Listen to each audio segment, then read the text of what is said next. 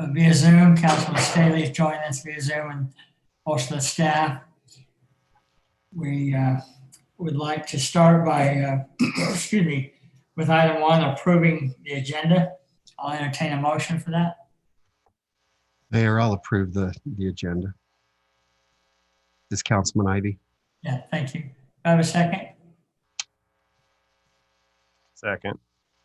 All in favor? Aye. Aye. Thank you. Councilman Bundy's not there yet. We'll move forward. Chief Evans, are you on the line?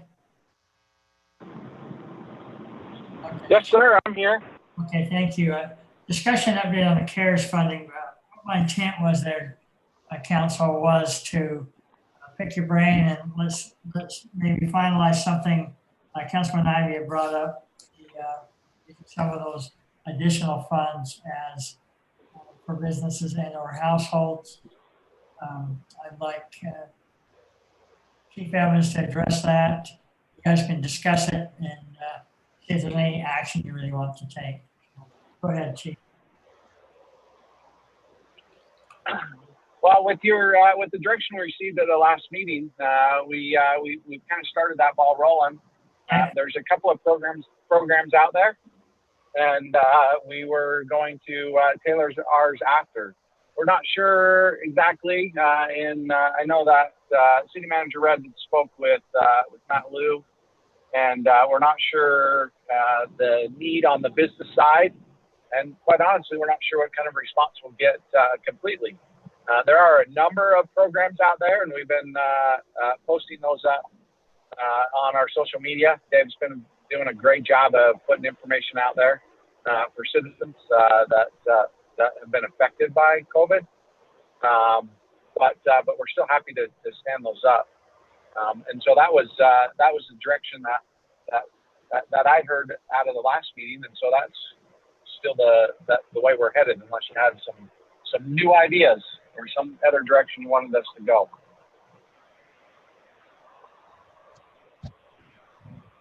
Any additional ideas, Council? One of my thoughts is that, if we do something, we really are, it's not going to be me or the council that will be asked to implement this. We have this ability to do that, or are we running a little late? There's still money in the Greater Together Design or Greater Together Business Fund.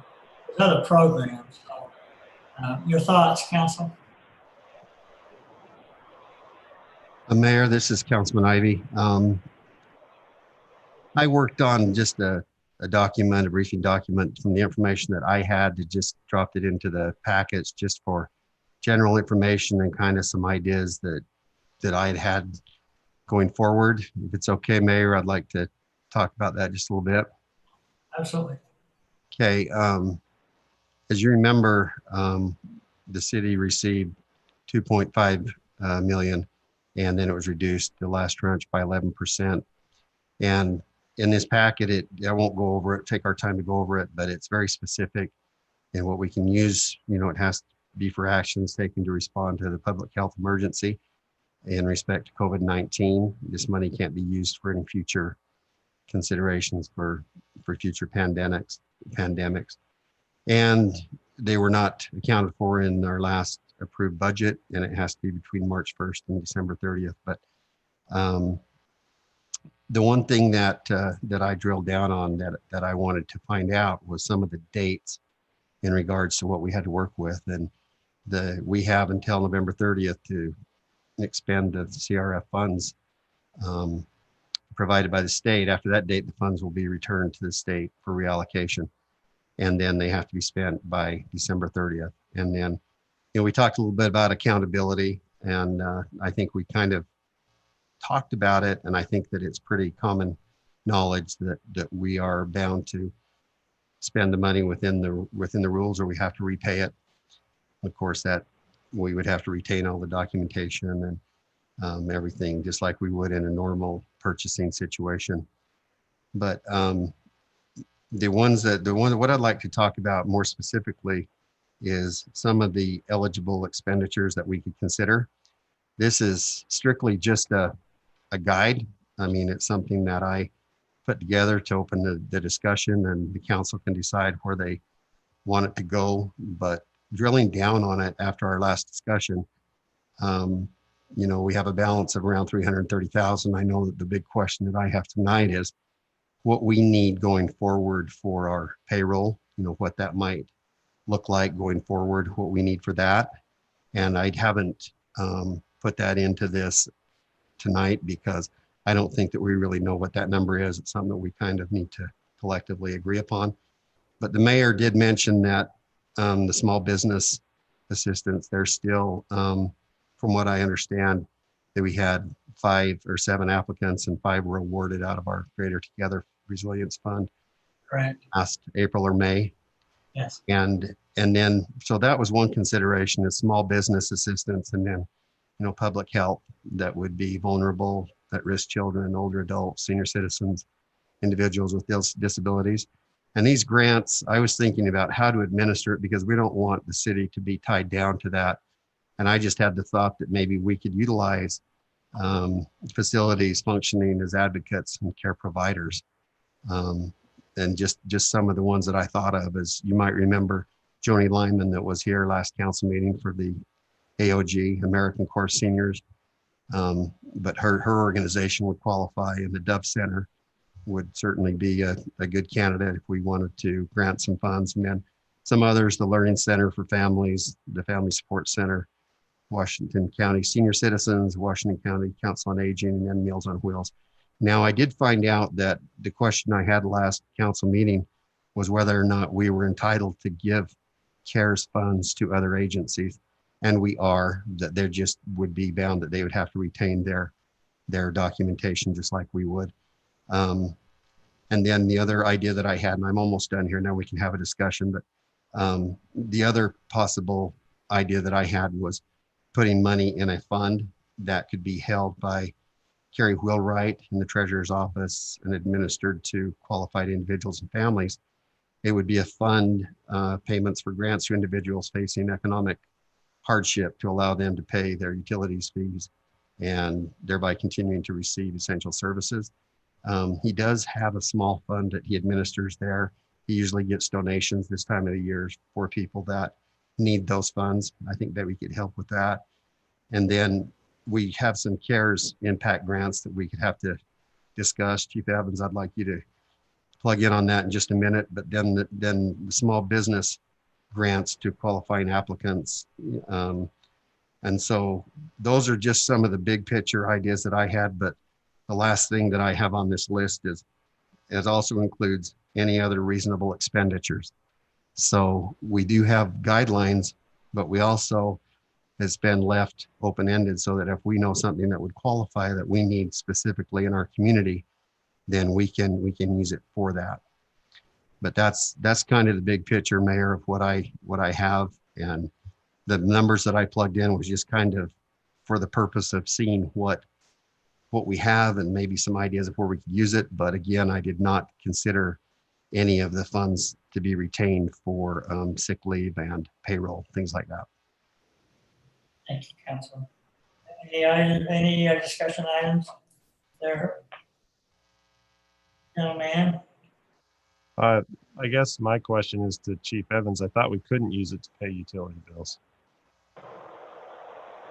So it's a great question, and it's very specific in the rules. We can't, but we can have an assistance program. What I don't believe we can do is set it aside in a fund and let it sit. We have to. It has to be for something that has occurred between that March 1st and December 30th date. So it can't be something that just carries over that we leave sit as far as it goes. But we absolutely. When you read through the rules, it's really in the frequently asked questions. It'll talk about whether you can use that to pay utility payments. And the answer is straightforward. It says no. But then in the next line, it talks about, can you have an assistance program? And it says yes. And so it would take some work to put that up. But essentially what we would have to do is it would have to be an application program, and we would have to be able to tie it to COVID. and it's used that way as far as that goes. And so we couldn't just use it to pay that kind of stuff, but if we could show a hardship due to the pandemic, then it is a possibility to do it. How's that? That's a great answer to that. And I mean, so we can't just create a fund and we can't directly pay it. I think probably the first thing I would want to do, because I do agree the utility payments, it's just one of the first places that people get hit. But I guess I would, is Carrie on? I wonder. No, he's not. He's driving home. I just wonder if anybody is on that could actually answer it, if we have seen an increase in need and an increase in people not being able to pay on their utility bills. Councilman, I can answer what Kerry told me, and he said that there's always a need. There's an increased need now, and not as big as what some would think, but referring to the guidelines in the COVID handbook. So do we have a number on what that need is? That's what I'm really looking for, is the difference of now to normal and specifically COVID related. Well, I think that amount is what we need to decide, but grants may be given to individuals facing economic hardship to allow them to pay their utility fees. But they cannot use it if they were to do revenue replacement, like if we were trying to pay costs that were not paid and we tried to replace that revenue, then we couldn't use it for that.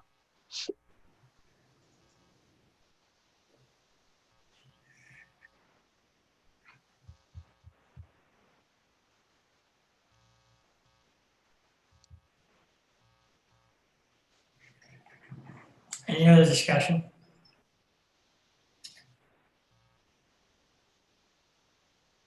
If not, I don't know if we came up with any direction for the chief. Maybe I can ask city manager. In the past, we've kind of had a, what do you call it, just a extension of forgiveness, if that's the right word. People called in and said we just couldn't pay our utility bills. We allowed them to not pay it, not shut off until they could get back on their feet and work out a payment plan. Yeah, I'd be interested to know the answer to that, because my understanding was that was extended at the beginning of COVID, if you will, but that ended fairly quickly. Is it still continuing? I think, Councilman Ward, it ended it was supposed to end in June, as I recall. I don't know if we completely ended it, but I don't know, Jeremy, you may not know, maybe give us your thoughts on that, or. So I don't know for sure, but I believe it's ended. I think there's probably still, as I've talked to Carrie, a little bit of flexibility. I think the tricky part with this is determining the COVID angle, the COVID need that exists there. It really, I think as Chief Evans mentioned, it can't be just hardship in general. It has to be directly related to COVID. And that's where it gets a little bit tricky. But that's where places like Heat Assistance and other organizations have things in place to tie it to COVID. We could certainly piggyback off of some of their information if that's what we want to do. But we would be standing up our own program because as I understand it, they still have funding that they're using. And also, perhaps you could address this. We might have a guesstimate of what we might need to have set aside for our employees. Anything to, or is that just a swag? Yeah, a swag is, right? I do. I don't know. I really don't know. I couldn't tell you. We'd all have to know what's going to happen between now and then. I know we've seen increased cases among our employees. So that goes to the 2 weeks of extra sick leave that they get. So I couldn't tell you right offhand.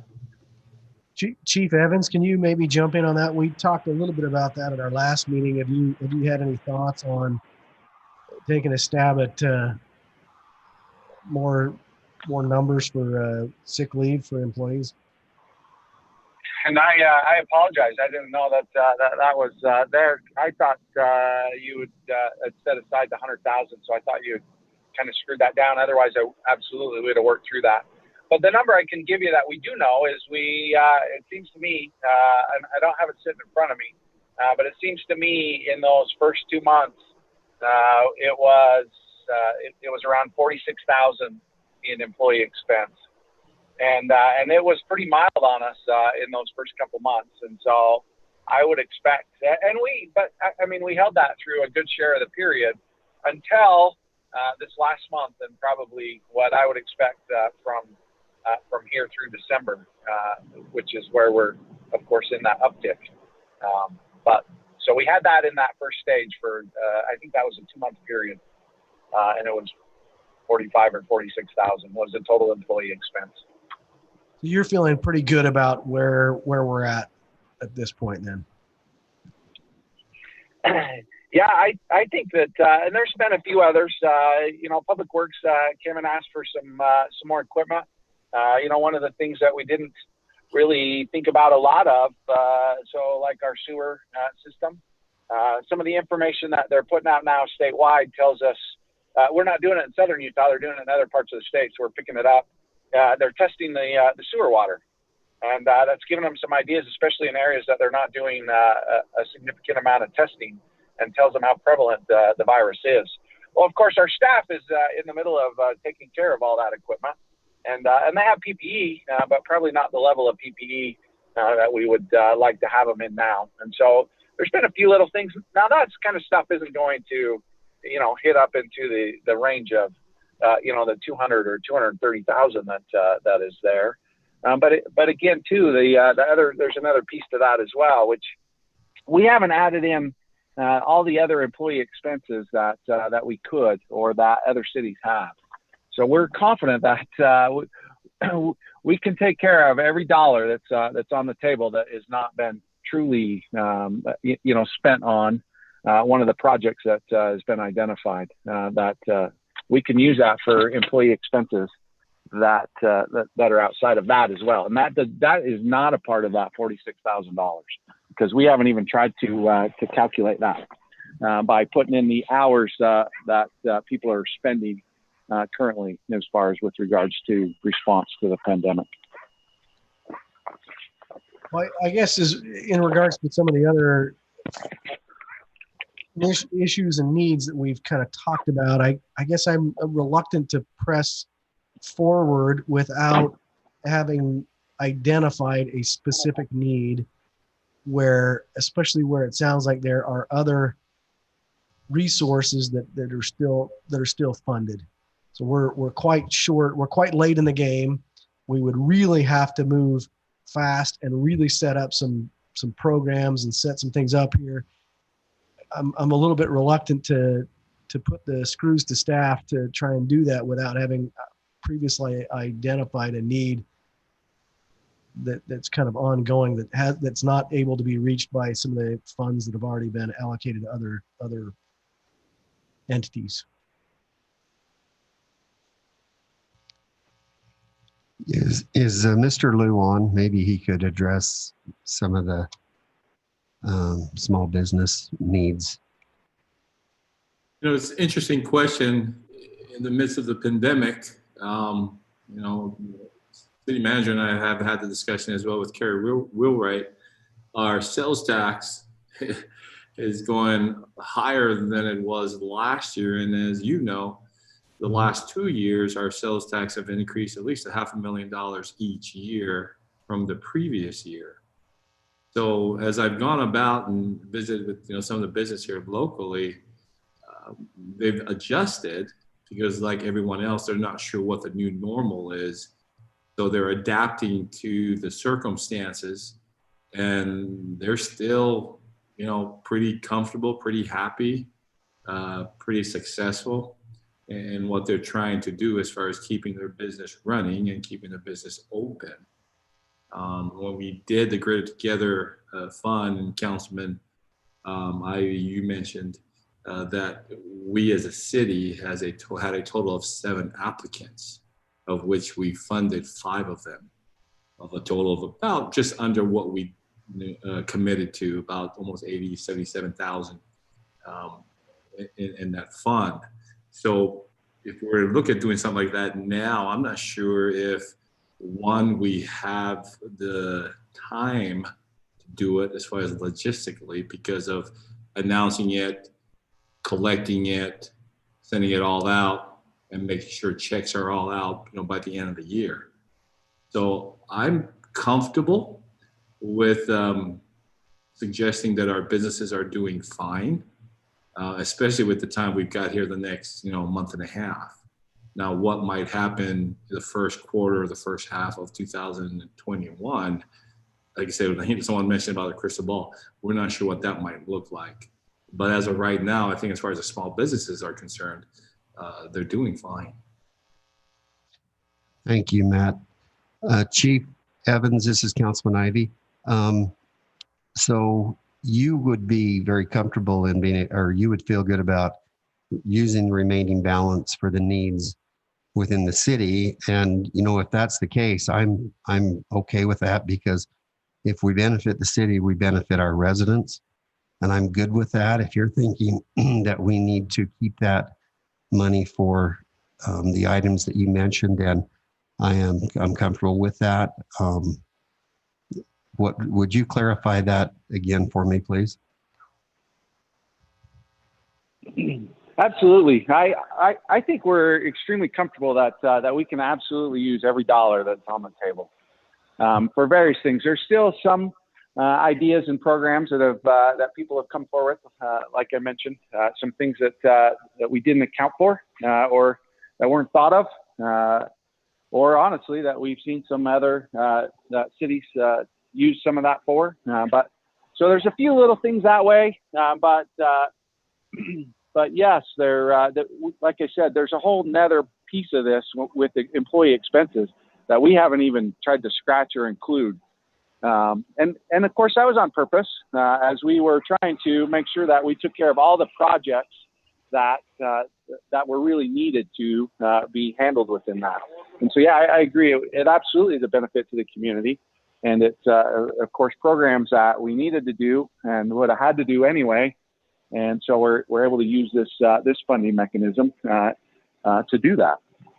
And so, yeah, I think we're very comfortable. And myself and City Manager Red have had a couple of conversations about this as well. I think we're both on the same page.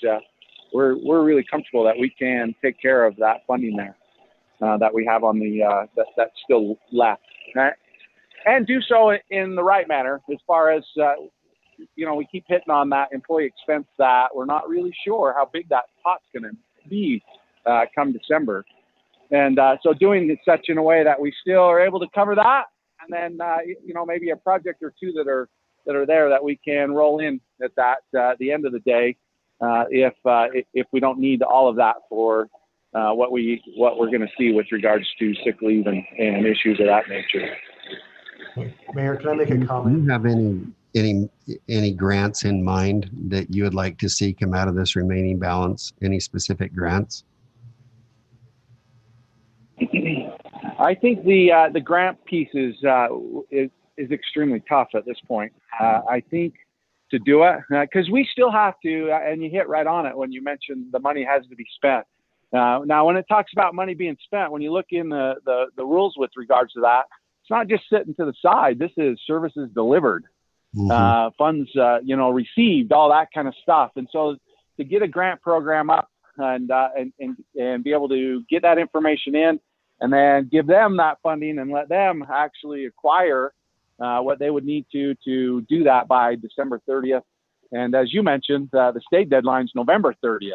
And that puts us in a pretty tight crunch to make that happen. Thank you. And as I said, I'm comfortable with that, because I don't want to be redundant, but I want to emphasize the fact that if we use that money to benefit our city, then that benefits our citizens, and that's what I was looking for from the start. Let me make one comment too, if I could, just piggybacking on Chief Evans' comment. And I'm going to say this carefully so we don't get ourselves in any trouble here, but if we're able to use that money locally within the city to maybe offset some of the salary of the employees who are doing CARES Act work.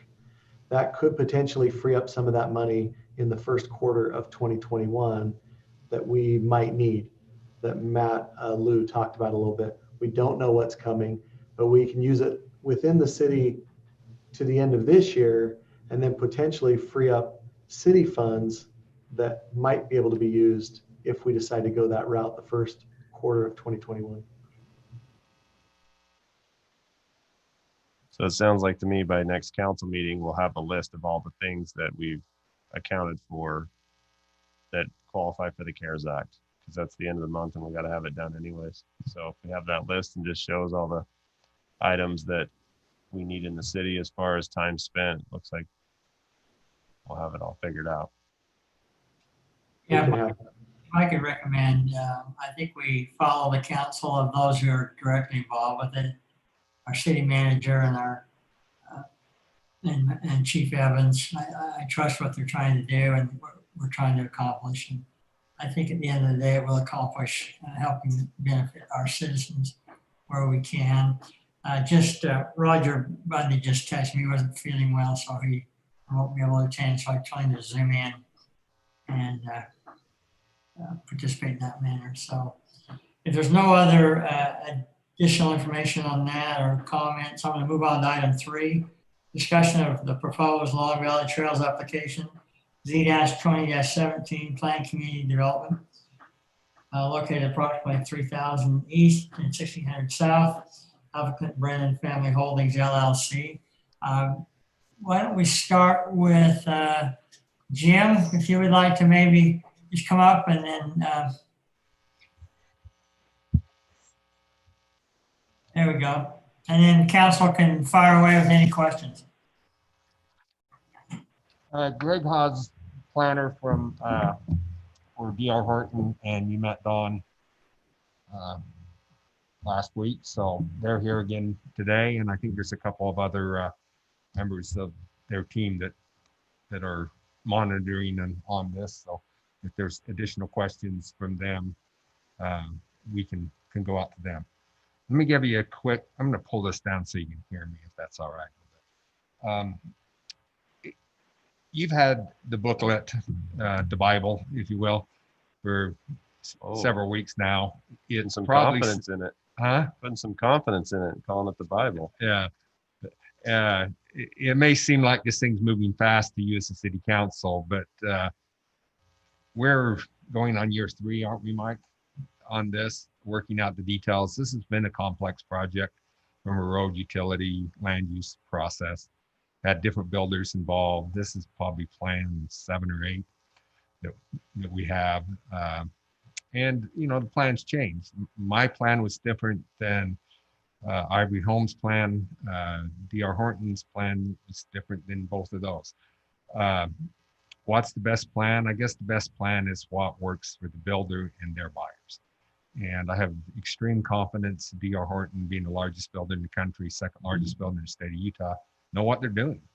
So I have faith that they have come up with a plan that meets the needs of the buying public and meets a price point that people can afford, because, you know, there are projects that are coming in that are very, very high end, and that's not going to service everyone, but this is more of a meat and potatoes type project where we can meet the demands of the buying public and have different elements of 55 and older, townhomes, condos, varied lot sizes and things like that.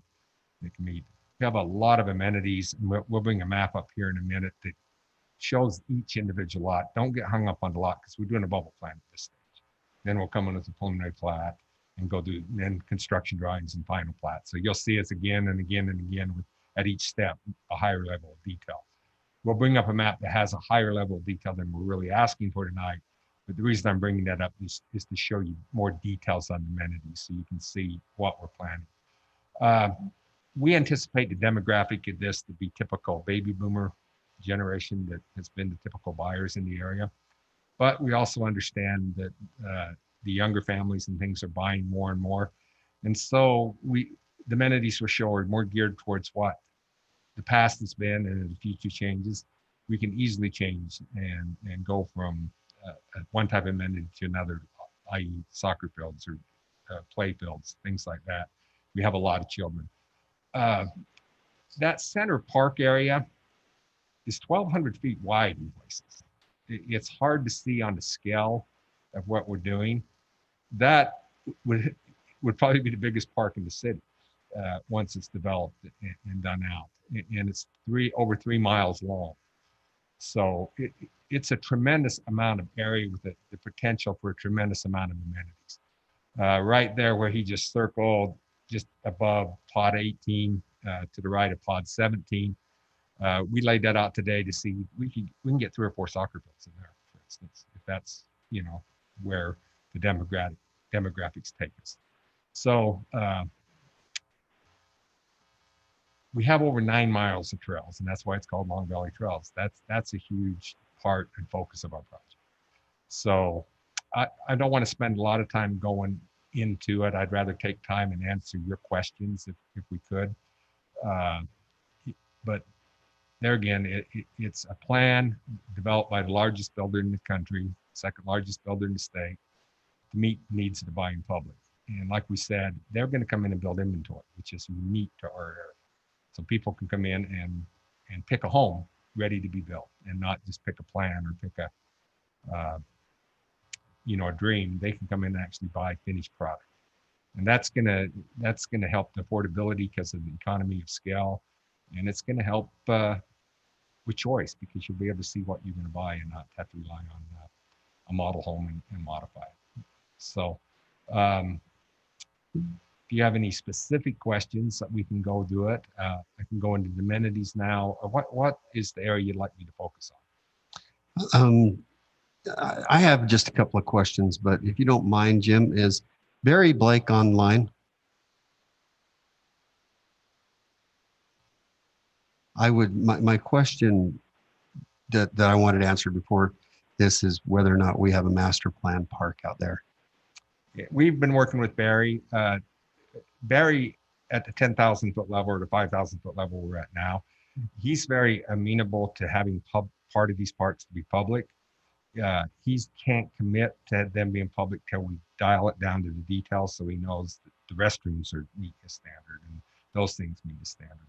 So in our PCD, we're basically just leaving that door open, that the amenities can become part of the public park system if the city so desires. It's strictly the city's desire, and if it meets their needs. HOA fees are a big thing, as everyone knows, when you have a project. D.R. Horton's building the clubhouse day one, right in area 10, will be the first structure coming up out of the ground. So you won't have people coming in and buying the project, won't have to buy a promise. They'll buy the real thing. So, but they want to do the amenities in such a way that they're very usable, they're very cost effective, and that HOA fees don't become $500-600 a month, which is $500 or $600 a month people can't use to pay their mortgage. So keep a reasonable HOA fee down. And part of that may be having some of the amenities maintained by the city if it's makes sense. So Jim, if that were the case, the city took over some of the amenities, they'd have to be built to the standard or the code that the city requires, right? That's correct. Yeah, To the city standard. yeah, to the city standards. The very specific things on restrooms. The trail system, for instance, will be built to national standards, AASHTO and other types of standards for the trail system. So we're very comfortable on that. But the number of restrooms, where they go, that type of thing, will be just the details. The next level will go from here to preliminary plat and into the detailed construction drawings. And as we dial that thing down through each step of the process, Barry and his group will be part of it. We did get confirmation from Barry's office this week that they want to participate. We're building Long Valley, Washington Dam Road, excuse me, and they want a trail, 10-foot paved bike trail on that. And so we've included that in our construction plans for that. So we'll Sorry, help me understand that again. I missed what you're saying. You're building what? a 10-foot wide bike trail along Washington Dam Road entirely up to Long Valley. It's part of the master plan right now. That was one of my comments that needs to be updated in the report, is that the section show that there's a trail. Yeah. In Washington Dam Road. We're putting that on, we're working on, we want to go out to bid as soon as we get approval of this for starting that road. And so we did get confirmation from Barry's office, and Mike, that they do want that and they want it now. So we're doing it. And that is from where to where on Washington Dam Road? Well, we've still got to sit down with them and do it. My guess is from the road, the bridge road, all the way out to the entrance of Long Valley. So Country Way. Is that Country Way? Is that basically the same area that you're planning on improving? Yeah, we're actually improving a little bit further than that. Are you? We're starting right at the end of the curb and gutter and going all the way out. Country Way is about 200-300 feet from the end of the curb and gutter, more than that, like 500.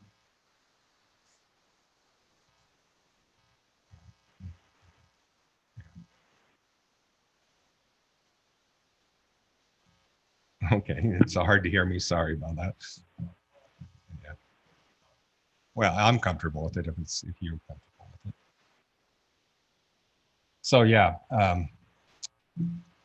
trails, and as you know, as we've discussed in the future, this partnership with city where we're taking our funds and building out the full cross section of the roadway.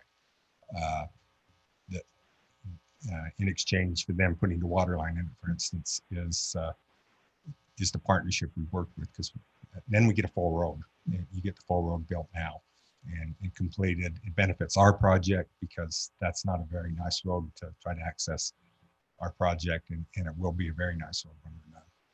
There's also a storm drain issue. Remember, Mr. Before you move on to that, so to be clear, it's an exchange of funds for the roadway and the water lines. But the city's going to put the water line in that road, and we're going to build out the full cross section. Okay, I just want to. Mike had mentioned that earlier today. I just want to make sure I had my notes correct on that. Thank you. There is a major storm drain issue with Long Valley. Some of you know that the way storm drain law works is you have the right for the historic flows to flow where they have, and the quantity and the characteristic that they have. The problem we have that our historic flows flow underneath the Southern Parkway to that area just right there where he's drawn, which is an old irrigation pond. And then it doesn't go anywhere. There's no outlet to it. And so that's an undocumented dam. It's a real problem. That's been exacerbated by UDOT's dumping their drainage off the Southern Parkway into that basin. That's private land. And we've worked close with the private landowners. There's two of them. They really want that to be a commercial corner. So we haven't competed with them with commercial in our site. We're allowing that to be the commercial for this area. It's between two major roads, the highway, things, great spot for a commercial corner. And we're going to retain 90% of the historic flows coming out of Long Valley in all of that linear park. That's the main reason for that linear park. And only release 10% of the historic flows and retain 100% or post-development flows. What that does is allow that basin, that pipe going out of that basin, to be like a 30-inch pipe instead of two 6-foot pipes, and trying to get that all the way to the river. So we'll take that, pipe that in conjunction with Washington Dam Road, and discharge that to the river. So we solve that whole basin problem, and those two property owners now have a usable piece of property. And they're already in discussions with major commercial people to go on that corner. So I think you see that come very early in the project. So I know that there may be questions, why don't we have commercial on the project? It's because we worked with those property owners for that can be the commercial site. And it's an ideal commercial site. So that was one of my questions, was the commercial on there, because right now you've got, just the RV park, right? That could be considered commercial. There's really no commercial. It's all residential. You're listing 25. That's RV storage. That's for the benefit of the residents. It's not a commercial enterprise. So is that going to be, because we've had this issue in the past where people want to rent it out. It's only limited to your current residents. We limit it to residents of the community. Does that say that in your We'll I put that missed in the that. CCNR. Yeah, it's to our benefit. We don't want. I think we have a city code that says you have to. I think Drew would have to. I remember we had one development that wanted to rent it out outside of, and we wouldn't let them. We don't view it as a commercial. We view it as an amenity to the residents that live there. I don't know if you have any thoughts how you want to manage that.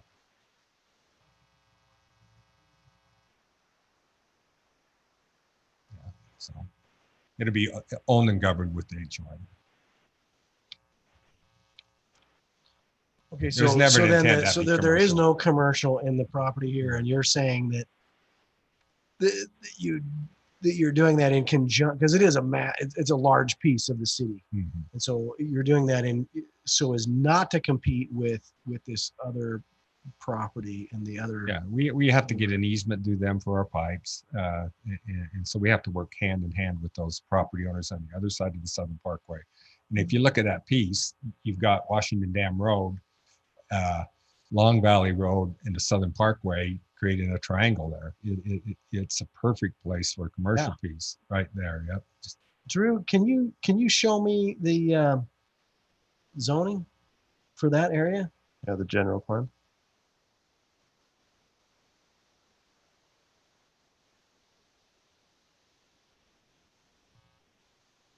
Sorry. What does that say? Neighborhood commercial. Neighborhood commercial. Mm-hmm.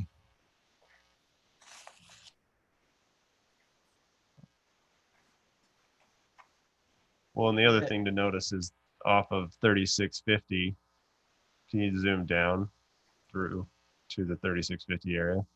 When the interchange is built, there'll be commercial right along that edge as well on that interchange. Yeah. So the two ends have commercial laid out in between them. With through different ownership. Oh, he's getting his pencil out. I appreciate that. Thank you. Well, I'm just like, that's the area of the development, but then you have I mean, granted, it's different ownership. I'm just saying general plan, we have commercials on both ends of this project. They're just not on their property. That gray's all BLM. What is the star you're doing there? Sorry. That's us. Okay, yes. Okay. The yellow's us there. And then the red is the other property, the commercial property you were talking about. And what is the gray? Sorry, you were starting to say that, Craig. No, I didn't. It's BLM. Oh, sorry. That's BLM property. And we did get the signed grant of easement for that right of way that runs from our south boundary all the way to 3650. Nice. That took about 2 years to get. It was because it went through an area of critical environmental concern. We did get that done. That's the right of way that you just drew. Yep. Drew. Yeah. So Long Valley Parkway extends from our boundary all the way to 3650, and bows out and accommodates the interchange.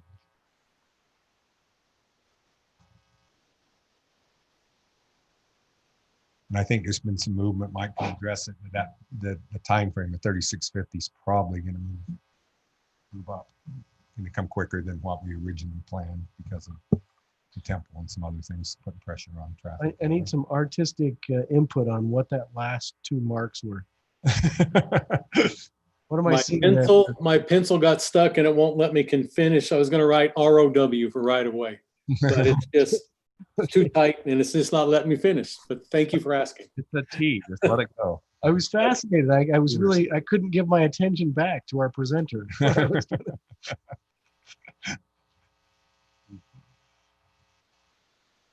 Long Valley's unique. You know, I've been doing this a long time, and I've never taken a project any quarter this size and gone to a public hearing and had one person show up. You know, it's unique in that it's so isolated that we're not impacting a lot of neighbors. We have worked with the landowners along Washington Dam Road. When we annexed, we originally tried to include them, and they came to us and said, no, we don't want to go in. So we worked with the city and we pulled them out, and they're being very cooperative with us to get the road in and those types of things. So we've got a really good partnership with the few landowners that we do have out there. Well, yeah, I'm glad you said that because I had the exact same thought. But because of that, again, I still keep coming back to the commercial and idioms like, bird in a hand better than one in the bush. I don't know. So they're literally, those two landowners are Sam Sampson and Tyler Hoskins, and they're actually in conversations with they don't want me to say, but you can probably guess who it is. Well, I was going to ask Drew if do we know how quickly those are moving? Do we have a sense of On which are moving? the red right there? I've had nobody come in to me at all to this point. They haven't submitted a zone change. They're Oh. waiting for us to get our approval, get Yeah. the road started, and then they feel like once the road is under construction, that's the time. that Yeah, they'll they're move. not going to come in until there's some more potential rooftops. Yeah. There's interest to acquire that property, but when they build it will depend on how fast we move. I mean, although there is some demand because of Southern Parkway and Sand Hollow and those types of things, they probably will come in earlier than they would normally. So, I don't know. Is Matt Lou still on? No, he Oh. went out. Help me, Drew, on some of the more commercial properties out by the airport. Will you just zoom out for me and help orient me to where some of those potential commercial properties would be? They're right there west of the debris basin, Drew. Zoom in. I don't know if Councilman Ward's talking about farther south, but this is at 3650. I'm not talking that debris basin. I'm talking the Stookie Farm debris basin, which is farther down. Oh, okay. Sorry. It's right there. Zoom in on the red. Okay, there's your airport. So we'd be So the red area right there is all owned by Sitla. Sitla has, most of it's owned by Sitla, and that's what Yeah. Matt's talking about. yeah. Yeah, some of it's Stookie Farms, like this piece. I'm going to just take my arrow and circle around. Yeah. That's the Stookie Farm commercial part, and then the rest is Sitla owned commercial. This other red right off of Highway 7, the Southern Corridor, and then by the airport. Will you zoom out? I'm just trying to orient myself to the commercial and some of the, as I'm thinking through Partial interchange. the so way they got the overpass in. a little bit further. That's Drew. farther south. That's what So There's there's- two. It wasn't Sitla. It was those Yeah. other property owners got UDOT to build it. Okay. But there is planned to be an interchange there unless UDOT decides not to do it. Yeah. We think first commercial that will service us will be on that basin parcel. When Mike's up the microphone, I'd like to have kind of an idea of how the build out on your southern entrance will tie in with the build out of 3650. I don't know what those timelines are. There's trigger points in the PCD. Mike wants to address it, but even though our traffic study said with the Southern Parkway and the improvement of Washington Dam Road, it could handle the traffic volumes. The city we had a lot of discussion on traffic distribution of when it goes and when we put it there. And I think we said two-thirds of the project. Is that in the development agreement or is that in the PCD? It's in the PCD, which is tied What is that? together by the development agreement. That at two-thirds part, if the Southern Parkway was in, then that road would be extended and opened up. If it's not in, then we'll revisit it. But since we don't know the timing of 3650, we're just saying that two-thirds build out on our project, we will look to make that connection. Well, where does it say that? We're making a second day one. We're grading and making an all-weather connection for secondary access, and we've got a permission to put a crash gate on there in case the Martians land and the interchange is taken out. That's you want to know where that's at? Is that the question? Yeah, I just want to see it because I never read it. Maybe I missed it. There's just a few pages to go over, so. Just a couple. Yeah, and I should remember. Because I see it says the secondary and emergency access, it addresses that, but it never addresses when the full build out comes into play. And that's why I asked if it was in the development agreement, because the development agreement doesn't ever talk about who pays for that road. We put the road in the initial grading and all-weather surface in day one. We'll put that in before DR Horton even acquires the property. That's our agreement with the fire chief. When it's paid will be determined at two-thirds build out, and it determines if the 3650 is in. If there's no reason to pave that road if 3650 is not in. No, no, no. I'm not saying that. I'm just saying I agree with you. Secondary access when you're putting it in. And then what's the trigger point? If it's here, if it's somewhere else, when does that The trigger point for our PCD is 2/3. Where does that say that? Let's find it. You don't have it memorized? I'm just, So on section 8, it does say the paving of this roadway referring to 3650 will be dictated by the funding and completion of 3650 South interchange onto the Southern Parkway. yeah, but it doesn't say when it triggers it, and it doesn't say, because I underline that as well. Yeah, well, it just has to be, that has to be built out first. But Let's see if I can find Jim, it you're here. thinking 2/3? So you,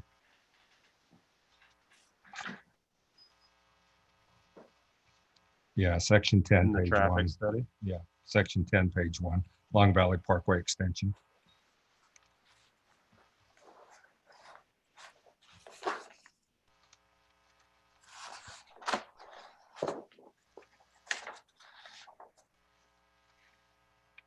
What page, Mike?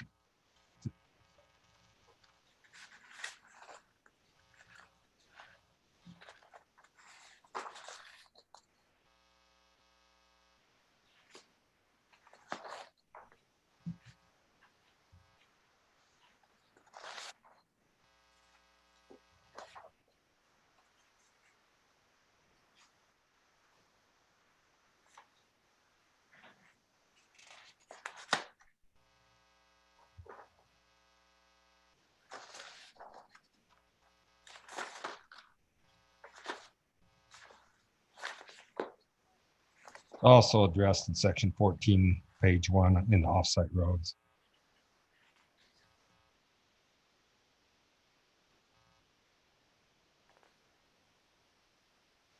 We have paid and got all the right of way. Paid for the environmental assessment, the mitigation, and all that's been done and paid. That right of way's in place. what I'm seeing is that it's going to be monitored and discussed, but it does indicate that it will not be built out until 3650 is paved. Are we talking in the actual report or the executive summary? In the executive summary. Long Valley Park. Well, I don't see it either. I'm looking at page 1 under Long Valley Parkway extension. This is what I got. It says, yeah.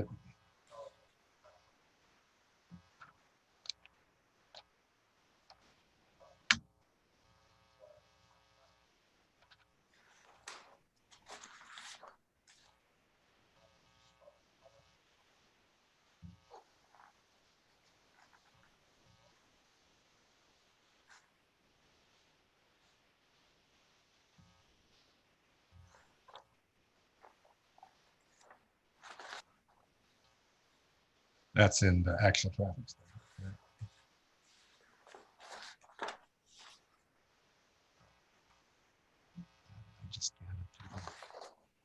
That's something we kind of voluntarily agreed with the city staff, thinking that if 3650 is in and functioning and that right of way is there, then we don't want to build, Long Valley's 3 miles long, for instance, and say 3650 went in tomorrow. We wouldn't want to build a road through Long Valley that parallels the Southern Parkway just to get to 3650. But at 2/3, we have that developed, and we're developing that south half of the project, and there's a quicker exit to 3650, then obviously we'd want to do that and pave that. And what we're showing in our cross sections is that rural road cross section that we'd build the 2 lanes, make that connection. So that brings up another question I had, and it had to do with in the current roadways. I don't see a section for that segment. It's called the rural road cross section. It's on the 2nd page of the cross sections, the first cross section. We just took the city's rural road cross section and put it in there. I think that's in section 8 in the road cross sections. It's on the 11 by 17 page that pulls out the top one, called rural road cross section. That's what will be built in that road. Is 36 feet of asphalt's adequate enough Yes. for that road?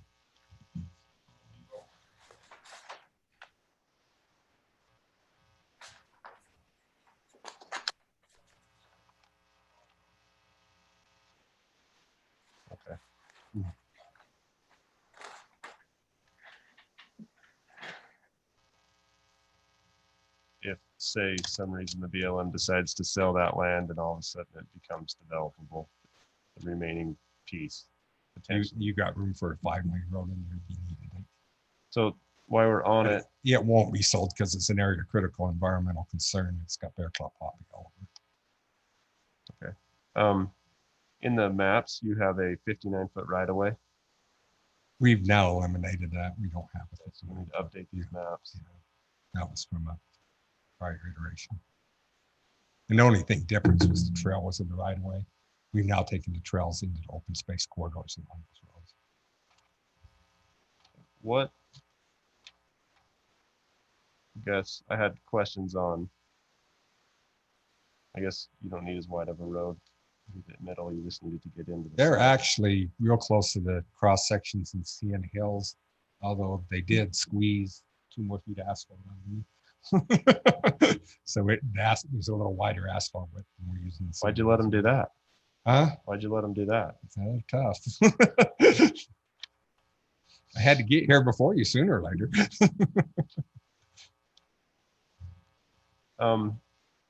So I guess this is a question for Mike, but we have these 34-foot private streets. I really hate private streets. Can we just make them public in this development? That was our original request. I just don't like the fact that we have these. I mean, we have the problem in Brio, we have the problem in other places where they're like, hey, why are we paying HOA fees for these guys over here? We originally requested for that exact reason, that they be private, be public streets. The reason the Public Works, I don't want to speak for you, Mike, but the feedback I got from Public Works is that it was a parking issue. In what way? The 34-foot private street has no parking, on-street parking. Well, I agree with that, but I don't know why it can't be public either. You're singing the choir. I agree with you. I'd like to be in public. that's just my profession coming out, I guess. I just think we need to maintain them. I just don't want to. I mean, but I don't want to take on any more stuff from the city aspect more than we need to. But I look at what's 34-foot private. I don't know. I mean,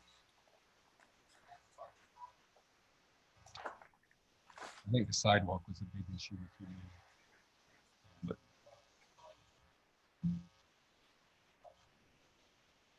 yeah, I understand. I think that's a discussion between you and Public Works. Well, I agree, but it's a discussion that kind of is contingent upon project because these roads are, with the PCD being a PCD, you can approve them in this subdivision as PCD. I just look at the asphalt width of the 34 and it's 30 feet of asphalt. And in a public right of way minus the sidewalk, you're talking 2 more feet of asphalt. Mike, you going to take a stab at it? Step to Mike. So Oh. We should just get you a microphone. yeah. We have one. So the 34-foot, our biggest concern is there's no sidewalk with that 34-foot cross section. There's no what, Mike? I'm sorry. Sidewalks. Okay. And so when we get into a development that we've got a public road, then it always comes out from the citizens. We want the city to pour the sidewalk. We want sidewalks now. And so that's one of the main reasons why we didn't want to accept this as a public road. So in order for it to be a public road, you would want to require sidewalks. So what was the developer's response to that portion? Well, we've got it up in Brio where we've got a public road that are the narrow road. We have sidewalk on one side. Our 34-foot streets aren't on lots there in town. So the sidewalk, there's a driveway, townhomes. The sidewalk doesn't make sense. Hey, I can't hear if you're not speaking into the mic. We don't have a private road on lots. All our roads that lots run onto are the public roadway with sidewalk. The 34-foot road cross section is in our townhome projects. And all our townhome projects are courtyard type projects that have sidewalks and alleys. You know, the courtyard in between the units face each other. There's a sidewalk in the middle for people to, and then they access the rear on the alleys. So that 34-foot private street doesn't have homes fronting on it like you would a lot. But it has driveways that basically the garages are facing it. Now the driveways are off out. This is just get to the alley. So Jim, That's correct. Yeah. Well, so looking at your layout, but the 34 foot is the lots are right up to them. So you're saying that that's the front of the house? No, the 34 foot right are just there's not on a lot. There's no driveway fronting that. These are roads that go access alleyways where the house is access parking stalls. Yeah, the 34 foot is the alley. No, 34 foot is the private road. Yeah. I'm sorry, I can't, you got to speak in the mic. Sorry. We have council members and people that aren't here, so. I apologize. Yeah, I think you're referencing those cottage lots. There's small lots that are front right on it. You are correct. We do have fronts of lots that are taking access off of those smaller private drives. It looks like the majority are. Oh, I see the couple ones with alleys. Now ignore that lot like that. Yeah, that's That lot layout is not our lot layout. that's an old. exhibit to show the green area for building the secondary access road. That's an old layout. We didn't redo it because this exhibit you're looking at is just to show you road classification. So the lot layout. It's different. It's completely different. So do you have something you can show us or have direct Drew to so you can kind of describe what we're having? We have an overall that has the lots. See, because we're at a bubble plan stage, we haven't shown the detailed lots, but we do have an exhibit that has the detailed lots. Yeah, I think I just want to explain see where they go. Where they go, like the type, because I can see the ones with the alleys and I can see the ones with the alleys. I don't think we'd ever accept the alleys. No. But the 34 foot right of way ones, I just 2 feet of asphalt and less a sidewalk, as long as they run along a road that potentially has a Come up, sidewalk. Greg, too, because this is your plan. You know this better than I do. Can we zoom in on one of the townhome projects up by the entry there?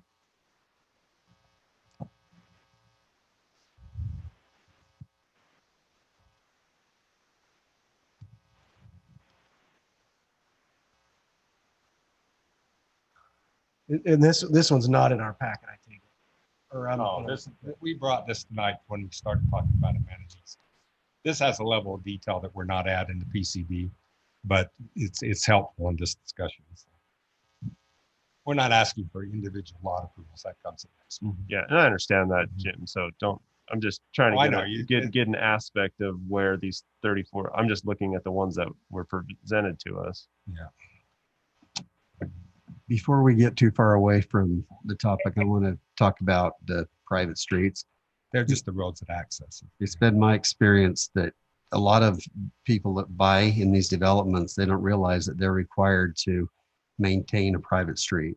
And so it would be comforting for me to know that that's explained at closing and in the CCNRs, that at some point they'll have to be paying for that road to be either chip sealed or whatever needs to be done to it, because there's a lot of people.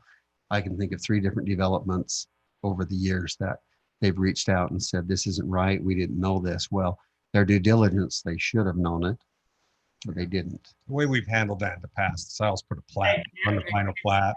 Councilman Staley has a question. Yeah, I think this would be a good time. I actually have some questions on density, but I didn't want to interrupt. I wanted to make sure that the council was able to discuss roads to the end of the road. Can we get the applicant to respond to the, because there's still quite a few questions, I think, on the road. But I would like to speak to density. I have a fair amount of questions and comments on that once this topic is through. Okay. Yeah, well, staying on the roads. There again, if it's a private road, it's on a final plat. We always put it in the plat notes. Plat notes are line items in everybody's title report. So when they close on their property, they have a title report. Now, nobody ever reads their title report, they know. But there again, the sales force can explain that to them. But they'll have in their title report when they buy their property that those are private roads. So they didn't read their title report. I don't know, but I know there's due diligence that they need to do, but it's just something that I would be comforted in knowing that when people buy that is a possible expense in their future. D.R. some Horton point. has private roads on almost all of their projects. Mhm. And we, in our disclosures on several times during the buying process, we talk about the roads and what the HOA fees are going to be and what they pay for. And we identify which roads are private several times through the buying process. We are aware of the situation and we just try everything we can do for the buyers. We want them to be happy, and we don't want a surprise. So that's appreciate during that. your purchasing process. Like you're literally sitting across from, you're not having somebody else do the document processing. We do that, and we have a written disclosure for everything like that. So this is what it's paying. But so in our experience as a city, what we see is, yes, that happens. It absolutely happens. And a lawyer can go back and show them where they signed for it, but they're signing so many documents that they can't recall, and they don't think through that. That's why throughout the buying process, we review with that several times. Yeah. So we were kind of pulling up this document here, or this map, and you were going to help me understand what you were describing with the private streets and the alleyways and the, Is there an easy way to point to the map from here? Mike There used isn't. to bring So a I'm going to laser try my pointer. best to do this with my hands tied behind my back. Right in the middle of the project, you can see above that arc, there's some yellow lots that above the upper loop. I don't know how to explain that. There's some cottage lots that are right all along the Southern Parkway, Hey, the very Jim, top of the diagram. for those of us that are in the room here, Jim, would it be possible for you to point for him while he's describing? That'd be great. Appreciate We'll try to do this. We're playing charades here. But Vanna did a whole career out of it. I think.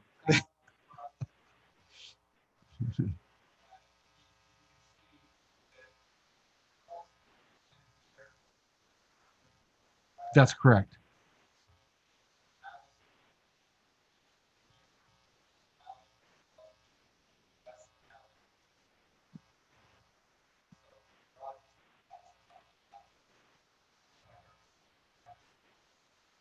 Yep, we have both alley load and front load townhomes. The front load townhomes would take access from the 34-foot private drive. Alley loads would just come off of a narrow alley. I'm totally comfortable with that. I apologize. I'm sounding really muffled. There's some alleys, there's some, right. So are your alleys like concrete? Are they asphalt? You don't know. You can say We you don't haven't know. built down here yet, so yeah, we've done both. I've done both we've too, done so we've that's why done I'm both. just asking the question if you have a plan on that. And I know we're getting too We're far so into early. details. Yeah, we're so early. I don't have an answer for that. But I guess I don't know. We've built this it's a pretty typical private drive cross section. We've built this in dozens and dozens of communities. So let me ask you, is your HOA one HOA for the entire development, or is it sub HOAs? We do have an overall HOA, and depending on product, there may be a sub HOA. Is that correct? Tom? I don't know. We're not that far down the road. Because that's the problem we see in the other developments is that they're a total HOA. Right. And the total HOA, they're like, hey, I have a single family lot. Why am I paying, and a public road in front? Why am I paying for that private road for those townhomes way across our subdivision? And that's the complaint we get.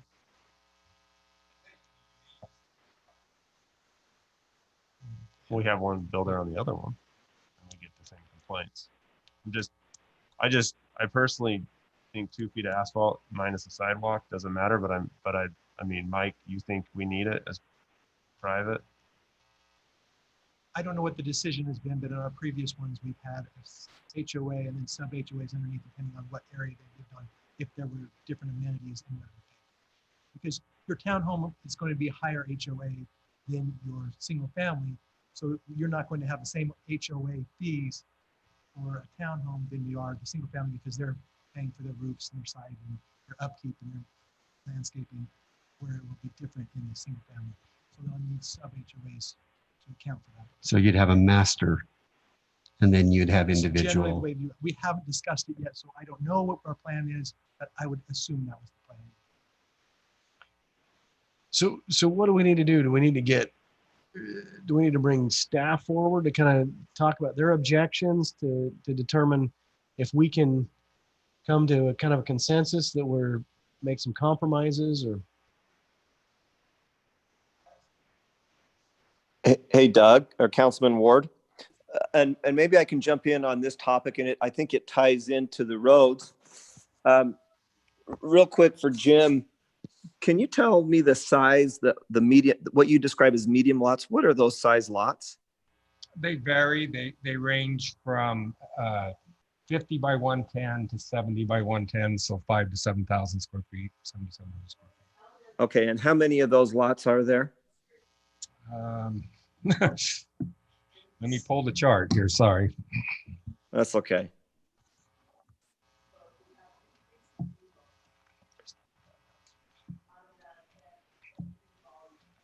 The medium lots. There's 539. Okay, of the 6,000 plus square foot lots. And then what are the large size lots? They're over that 7,700 square feet. They're 8,000 to 10,000 square foot lots. There's very few of those. So yeah, so 7,000 plus, and there's 63 of those. Yeah. I guess where I'm coming from, just to try to be consistent here, is this area is general planned as low density, which is 3 to 4 dwelling units per acre. And I get that if we use this 605.61 acres and we divide out 2,361 units, we come in at 3.89 dwelling units per acre, which is consistent. But often, and even in the recent past, when we've had applicants come forward for zone changes, we've held them to the standard of meeting the density within the general plan on buildable space. And so I look at Long Valleys, and it's certainly impressive, but there's a fair amount of property that is not buildable. Like the hillside is not buildable. The center where the drainage would all come, that's not buildable. So you end up using of usable square footage, you have 360 square feet, 360.2 acres. And if we divide that by the 2,361 units, you're coming in at 6.55 dwelling units per acre, which jumps medium density and gets us more into the medium high density. Well, yeah, but that 360 is areas that there's a lot of usable in that center area that is not, that's just the area covered by the buildings. That's not all the usable area. So that's not taking a usable calculation. If you took the hillside out, yeah, it would be higher than the 3.89. How much do you think, if you estimated on the hillside, how much of the total is that hillside area that's not buildable? Because I understand the fact that you're looking at some amenities and some trails through that middle section. How much do you have an actual amount on the hillside? I don't know what that hillside is. I mean, I can shoot from the hip here, but it's over 100 acres. Okay. So I do have some concerns with that. I'd like to kind of look at the math with just backing out the actual hillside, and then doing some math again on that. The other, just looking at this, I'm seeing that of the 2,361 units, 1,145 are attached. The bulk of those, 891 or 38%, are townhomes, and another 254 are condos or apartments. Another 10%. So almost half of the development is attached or multi-unit housing. Why so much?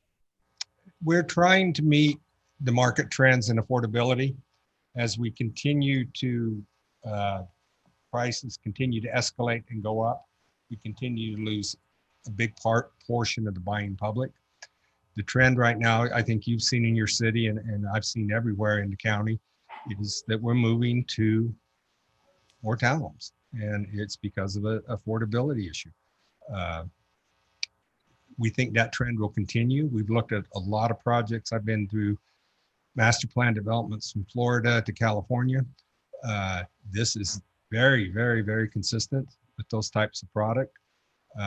For instance, you can go to Phoenix and buy a single family detached home for considerably less you can in St. George. And it's because of the type of developments. So it's to meet the demand of the buying public. We can no longer continue to build 10,000 square foot lots everywhere and sell them for that people can afford.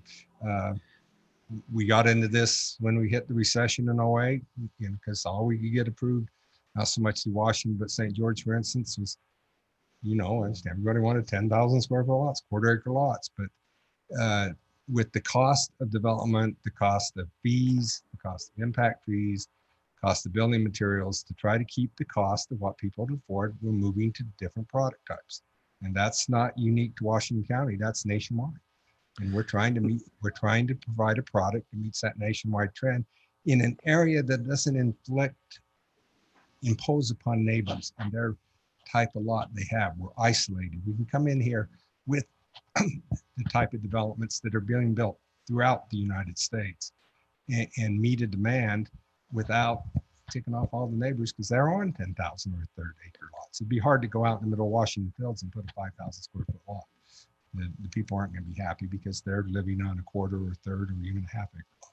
So we think this is a unique place to come in and build where the market in the nation's going and address affordability and keep price points where we can. That's why we reached out to a national builder, that a true production builder can come in here and build inventory and build at a price.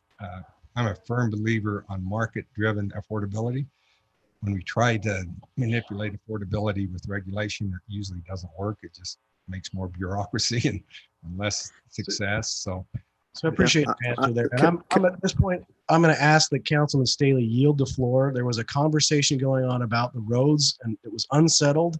And I'd like to get back to that. I hate to, these are big projects with complicated issues. I hate to jump issues around to miss. Councilman Ward, I appreciate that. And I'm happy to yield. Here's my point. Here's my point is that one of the big reasons we're having such small roads, right? Typical neighborhoods would have a 50-foot or so residential road that is maintained by the city. When we try to pack in such density as this in an area that is designated low density, but we only are calculating on the usable space and we try to pack in about half the development as multi-unit housing, then we're going to get these smaller roads and these private roads. So that's where this has to do with the roads, is taking the high view of this, saying, wait a minute, maybe before we discuss the roads, we ought to start with deciding, does this project meet the dwelling units as in the general plan? And I'm still questioning that, Councilman. And I'll come back to that, Chris, if that's all right, and go back to the roads so we can maybe put that to bed. The question on the 34-foot private road, I think, isn't so much that the cross-section road works, because we have them all over town and we use them everywhere. The question is, should they be private roads or should they be public? We originally proposed them to be public. Public Works was okay with that till they went back and looked at some of the ADA and sidewalk requirements they had and said, if we don't have a sidewalk on it, then it puts us in a position that we feel like they need to be private roads like they historically have been. And that's why we're here now. So Mike, if just a question, if we had a sidewalk on one side, you would be more obtainable to having that be a public road versus not? Yes. And I'm not, it's not something we'd fall on our sword on with no sidewalks.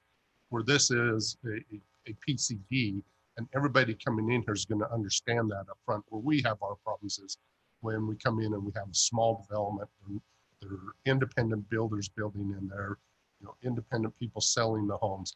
That's where we run into our problem. That's kind of why we've always run that standard. And I agree with you on that aspect. Where there's a PCD, this is where you can say, hey, these are the type of roads we have. And that's how I look at it. Right. And I do too. That's what the beauty of the PCD is if we can come to an understanding that works for both of us, then that's what we can put in here. So the 34-foot roads, we're not against it, being dead set against it, especially when it's in a PCD environment. Okay, so I want to make a note on your, and not to hold anybody to it, but just so as we're going through this, I can recall where we were at on this. But so staff feels like the 34-foot roads with a sidewalk on one side, you wouldn't have objections to that, except in cases of, maybe just clarify. I wouldn't even have objection with no sidewalk in this development because it is a PCD. People understand it coming into the project. With a public road. With a public road. So, you know, the only real difference were on this cross section with the 34-foot, we're, I believe, 7 feet short of asphalt. That creates problems for parking. They've marked on here there'll be no parking on the road, so we have plenty of room for people to drive through there. So can we enforce a no parking on a public road on a 34-foot width? Can't we do that as part of this PCD? Yes, we've done it before in CN Hills, I believe. So yeah, help me understand that, because typically we can't, right? No, we can. We can enforce no parking on a public road. Well, it's not what Drew tells us. Drew? But don't try to blame me for something like that. What are you talking about? You're the only one that tells me we can't. Because I'm the one who's been told that we shouldn't do it as a practice. Oh, all right. That's different. Okay. I didn't mean to throw you under the bus there, Drew. I just No, you're okay. I told me know that what for you mean. 4 years now. So I'm like, that's No, we try not to let people even think that, because that's what we try to stay out of that. Because then you got to monitor all the parking, non-parking streets. So we just try to keep it and I board. agree with that. So in this case though, and I kind of want to maybe weigh in from the builder, it would be primarily the HOA who would be enforcing no parking on the streets. But is that okay? Because they can't. Only on private. On a public, it'd be our law enforcement enforcing that. Now your HOA, depending on the HOA, if it's a very active HOA, like Coral Canyon is a very active HOA, they will enforce things that are even city codes on their residents. Yeah. I mean, it makes so much more sense if they can, and if they, and again, it really comes back to the design of the HOA and the way it's built and ordered. And then of course, it's a pseudo government entity you have no control over that, but yeah. But I think one of the things that I'm more concerned about, there's the enforcement part. I agree that's tough on the city staff to deal with the enforcement on that. But it's tough on an HOA to pay for a road and keep it upkeep. And those people who are buying those houses are still paying their fees to the city, which pay for everyone else's road. So they're having to pay twice. That's been my frustration with it. It's hard, and they frequently, like Councilman Ivy mentioned, they frequently come back and they're not happy with this. Can you tell me again that where should I go to refresh my memory on a functioning 34-foot road with no parking on the street? All the townhomes in Sienna Hills have 34-foot roads, Casitas, Escondido. And the reason they're they do is 34-foot with no parking on the street, and they're public. They're private. They're private. The city's never approved a 34-foot public street to date that I know of. But the reason it works is because in a townhome project, we have a lot of off-street parking. We have parking stalls built into a townhome project. We don't have enough. And that's why it works. And we don't have people parking on the streets because there's places for them to park. Like plus the 20-foot garages. And yeah. You plan on having that, or are you having smaller setbacks? I think it depends on the unit, right? So all of our townhomes have a 20-foot driveway. So there's a driveway spaces for them to park in. There's garages. There's 2-car garages, full width driveway that's 20 feet deep, so you can get a full car in there without hanging over the curb and gutter. The other issue is that I understand the need for on-street parking or the desire for it, but with the townhome that got a 6-plex, you got a bunch of driveways. There's no frontage for someone to park on the street. There's just without blocking somebody's driveway, it makes no sense to accommodate on-street parking when you've got so many driveways. So we generally tend to gang buildings together, and then put between buildings, we'll put guest stalls where we can. So they're inherently designed for off-street. Yes. Yep.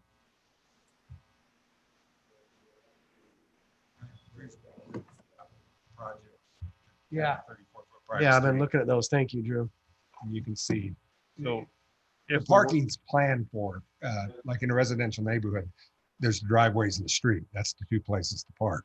But in a townhome project, there's guest parking and then parking for the residents.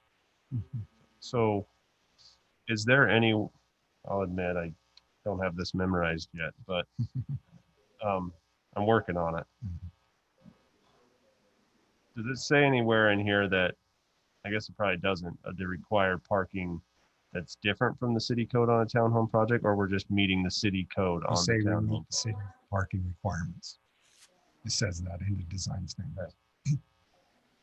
That was one thing that Drew was pretty adamant that two things on the project signage and the parking that we referred back to the city standards. So if the city changes their code after this, Well, you'd just have like to any meet it. project, we're vested in the code that was in place at the time of approval. Well, it's a legit, I mean, I realize the vesting, but it is something I'm not 100% certain that we're fully certain that we have nailed down. And this would be, again, a little bit of a departure, because in some cases, yeah, you do rely on street parking. You have that option, but it could be problematic here for sure. In our CN Hills townhome project, we've had zero parking issue because we've got so many parking stalls. yeah, but just out of Sienna Hills, we have issues. Just to the west. Well, it's a matter of putting parking stalls in the number and the location that makes sense. If you try to force all your parking stalls where people won't park and walk, then they park in the street. So you have to have parking stalls spread out through development, so it's within reasonable distance of where people want to go. We're all lazy. We don't want to walk too far. So it's the design of the parking stalls. But I think you guys, D.R. Horton understands that and design it accordingly. But yeah, we're 100% fine with the 34-foot streets being public. We're also okay with that decision can be made at the preliminary plat, however you want it. Then you can see the detail of where the parking stalls and things rather than give us carte blanche. I think, don't we have to decide now based on the PCD? I'm not Right saying now, the tonight. PCD submitted with them as private. We could easily amend that public/private to be determined at preliminary plat, and then you can address That's that probably issue. true. It'd be probably easier to go that way than. Well, you're going to want to see where all the parking stalls and things, and we don't have that level of detail yet. Yeah, I'm just, No, that's not a bad compromise. yeah, I'm not trying to hang it up with that. I just am a believer that those should be public. My suggestion is on the typical 34-foot private street cross section, we listed as typical 34-foot private/public street, ownership to be determined at the time of final preliminary plan. Or we could leave it the way it is and then kind of leave the onus on you to convince us that you've got sufficient parking to alleviate concerns. We're fine with and that. move too. us and move us towards where I think a lot of us are leaning. Yeah. I think we're all in agreement that if we can find a way to make them public, we'd all prefer that. But I think that has to do with the flavor of the council now and 20 years from now. Not necessarily. I mean, they're not going to wait 20 years to get this approved. No, I'm saying if you wait till preliminary plat Oh, at each time, I mean, yeah. And the only reason I suggest that is because we don't have the level of detail to tell you where all the parking stalls are until we get to that point. I'm personally not worried about the parking as far as the level of detail on each parcel. I think it needs to be addressed, but it might go into, we need more detail of how we address to make sure there's enough. Well, you could always turn down the preliminary plat if you didn't. We have to meet the off-street parking requirements of the city code. So you're guaranteed that we're going to have adequate number of stalls. The only thing the preliminary plat would show you is where they're actually located. And if you don't like where they're located, don't approve the preliminary plat.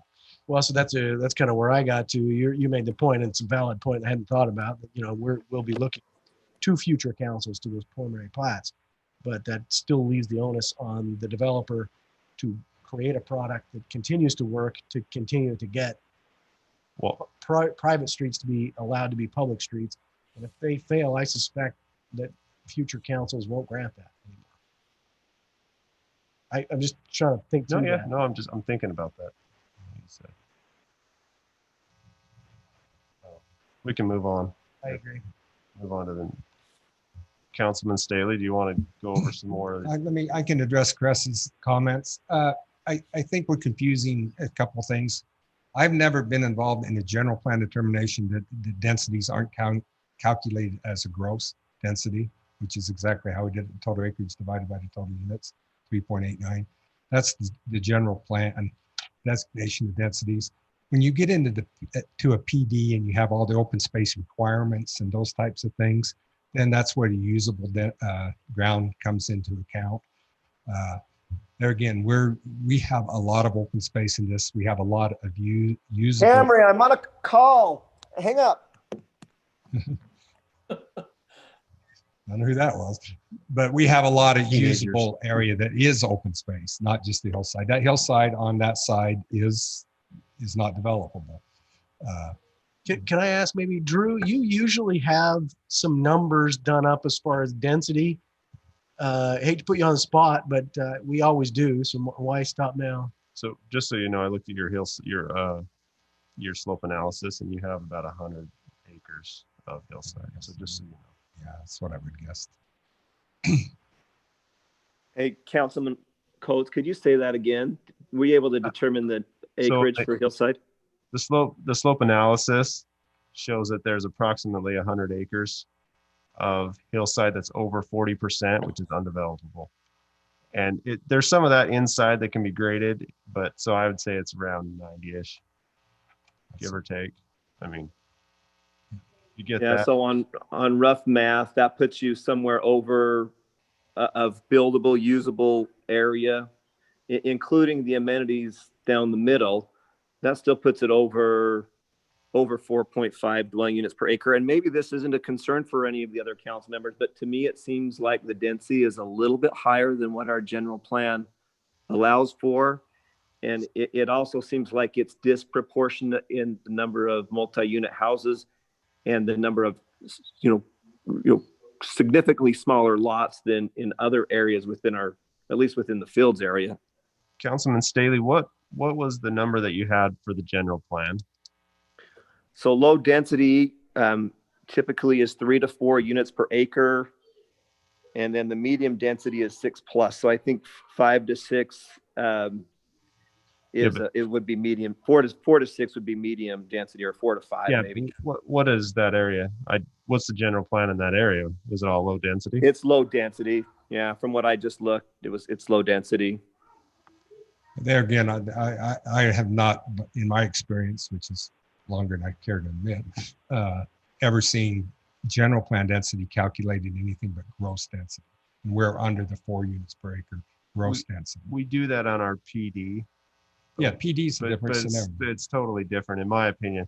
Yeah, I agree. When I first looked, I'm just Councilman Staley. When I first looked at the numbers, I looked at the 2,300, and my first thought was, well, that's a lot of density in this amount of acreage but then I also think about where this project is located, and it's running along not a freeway, but a large highway.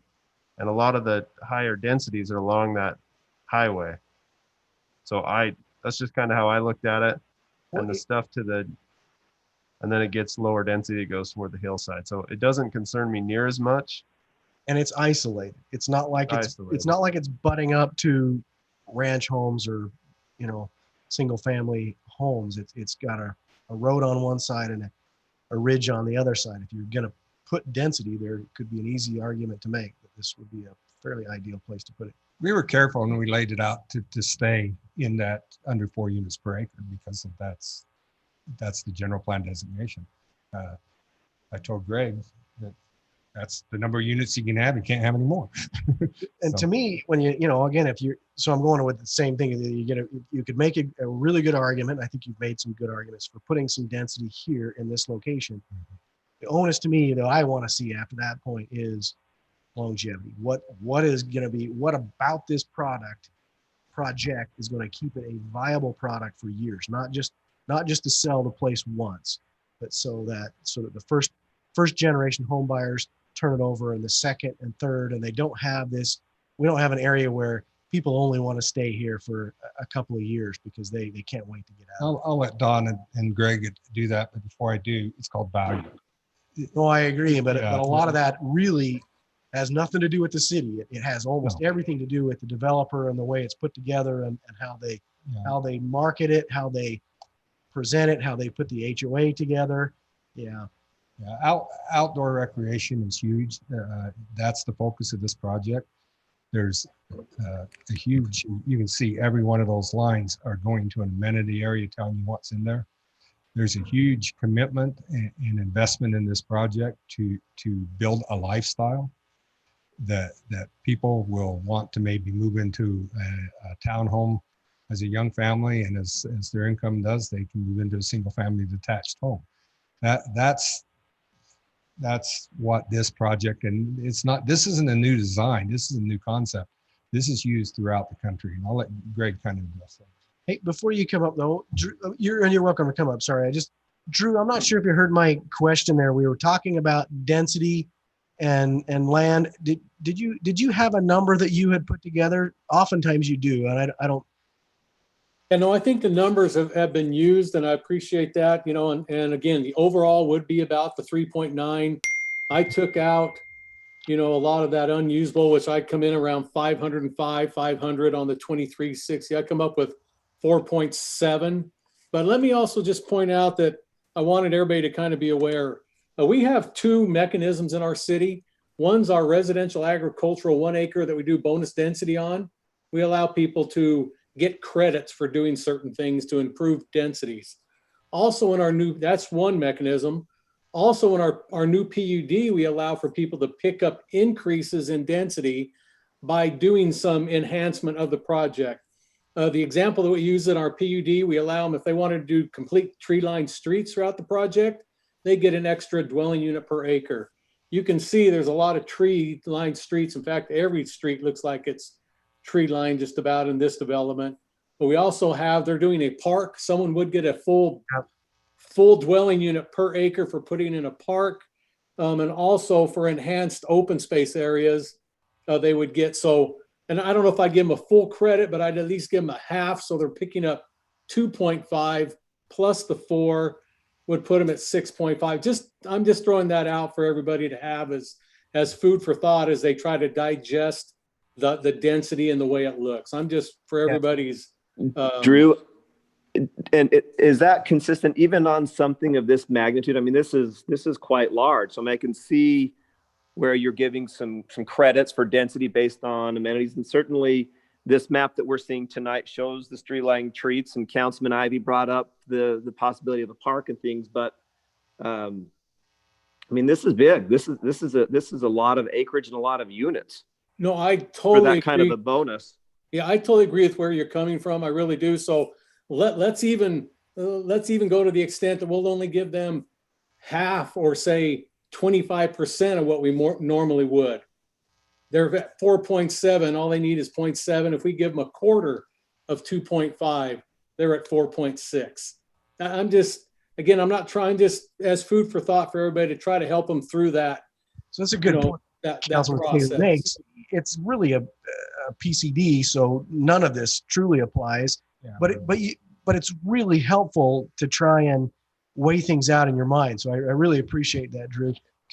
Drew, can I have you just jump back really quickly? How did you come up with your math again? Can you just give me those numbers? I'm just going to keep some notes. Oh, I'm not sure which number. Like I say, you came up with 4.7. Let's just go with let's go with the 2,361 units, which is a given. And then we're going to use the usable acreage, is how you come up with your dwelling unit per acre. I appreciate Jim on his overall, but again, we're trying to make him fit even better. So we're going to use that 100 acres that Councilman Coates brought up and drop it to 505. So the 2361 divided by 505 is 4.7 dwelling units per acre. And your 505 is what usable acreage. Usable. Thank you. And you can't developable. Let's use the word developable. You didn't do hillside, and you didn't do bottom land area where they not necessarily. That would include the bottom land area. That would just be cutting out the hillside. Okay. I'm just taking the 100 acres off on that steep slope. Yeah. But again, on the bottom side, you're getting an amenity, a trail kind of thing through it. So again, yeah, we could sit and try to, massage here, massage there. I think we just need to be close in the ballpark. And that's what I'm trying to do just for that, to say, hey, we're in a ballpark of this. And that's even using only 25% of the credits we give anybody else on any other project using those two other mechanisms. Well, and I don't see any of the presenters here kind of arguing at those. I was taking notes, wasn't watching your faces all the time. You're mostly okay with those kind of numbers. Yeah, you kind of, it's an apple and orange thing. You're pulling ordinance and here and there, but I see what Drew's doing and I appreciate it. He's trying to tell you, if it's question on density, if you compare this to other types of things, we're well within those bonus density things. In fact, we're only giving us a quarter of what we could ask for. We could come in with a PD and make this a PD and take all those credits and get the 6.5 units per acre that Drew's talking about. Don't tell Greg that. He'll start relaying this out. But I think Greg was going to kind of present to us some longevity kind of a. So I'll let Greg sit down. But yeah, I thank you, Drew. I think that helps. Just it's mixing apples and oranges, but it should give you a fairly comfortable level that this isn't an overly dense project. Jim, and I'd also like to know what size on the active adult lots. It says size varies. I'd like to know those sizes, and maybe I'm not there to read the other council members, but maybe they're okay with medium lots at 6,000 plus and large lots at 7,000 plus. I don't know, but I'm just trying to gauge everyone's appetite on. To me, it's something that seems quite small. Hold on just a sec, sir. I want to talk about one idea during density, and Jim, it may be you that needs to answer this, but I had a question as you was talking about density and we talked about affordability. What is the consideration for affordability as it pertains to your density? Is that something that you're trying to talk to that? I don't want to put words in your mouth. It's using market conditions to achieve affordability. It's using the economy of scale of the largest builder in the nation, their ability to buy materials and labor cheaper because they're so big. So there's true and accurate relationships between your density and the affordability component of this project. I know it looks different to us here in Washington County, but if you go nationwide and look at master plan communities, this is, a very common type of lot, very common size of lot. These lots are typically deeper than an R110 lot, and there's an extra 10 feet in there. That's because these houses incorporate outdoor living on the back patio and just don't do a patio where you step out the back door and bloody your nose on the block wall.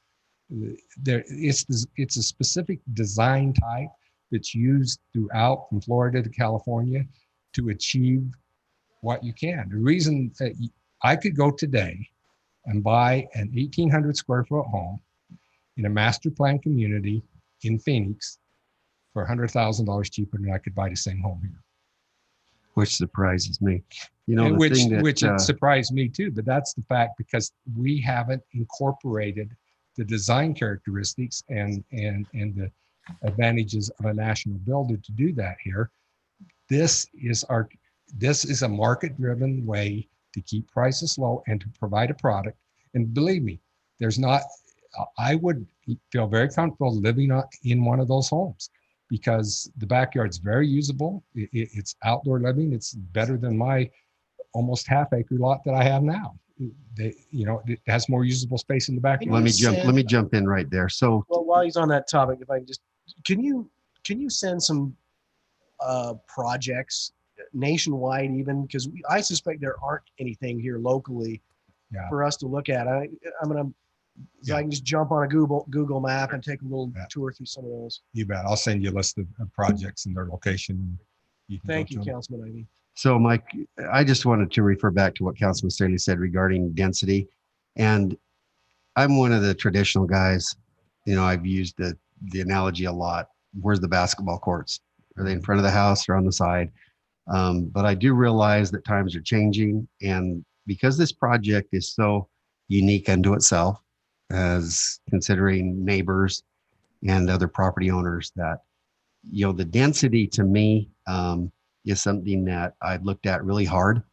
And if you had neighbors in other situations, I would have a greater concern.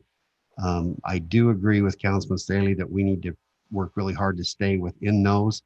But because of the overall look and scope of this, and what else has been kind of a little bit difficult for me is I've got to focus on what we're looking at tonight. And for me, I want to kind of put the cart before the horse sometimes. So just to answer the question that was asked, is the densities, to me, I wish they were bigger lots, but I wish every house had a basketball court at the side of their house. Those times are probably past. And if there's a true component for affordability, then I can support that. And I think when you look at the projects that I'll send you and look at, and it's hard on Google Earth to really get a feel for them, but I've been to them, all of them. My wife hates me because when we go on vacation, we look at subdivisions. But believe me, these are places that any of you would be happy living in. I agree, this is the perfect place to introduce a type of project that's very common. I think you guys have built, you can address how many of these type of projects you've built, hundreds if not thousands, that doesn't impact the neighbors, but gives us, it's really about value. And all that. If you look at even the pod 14 and 15 on those condos, it would round to about 22 units per acre on the condos, which is even pushing the limits of what we would typically approve on a condo project with local amenities.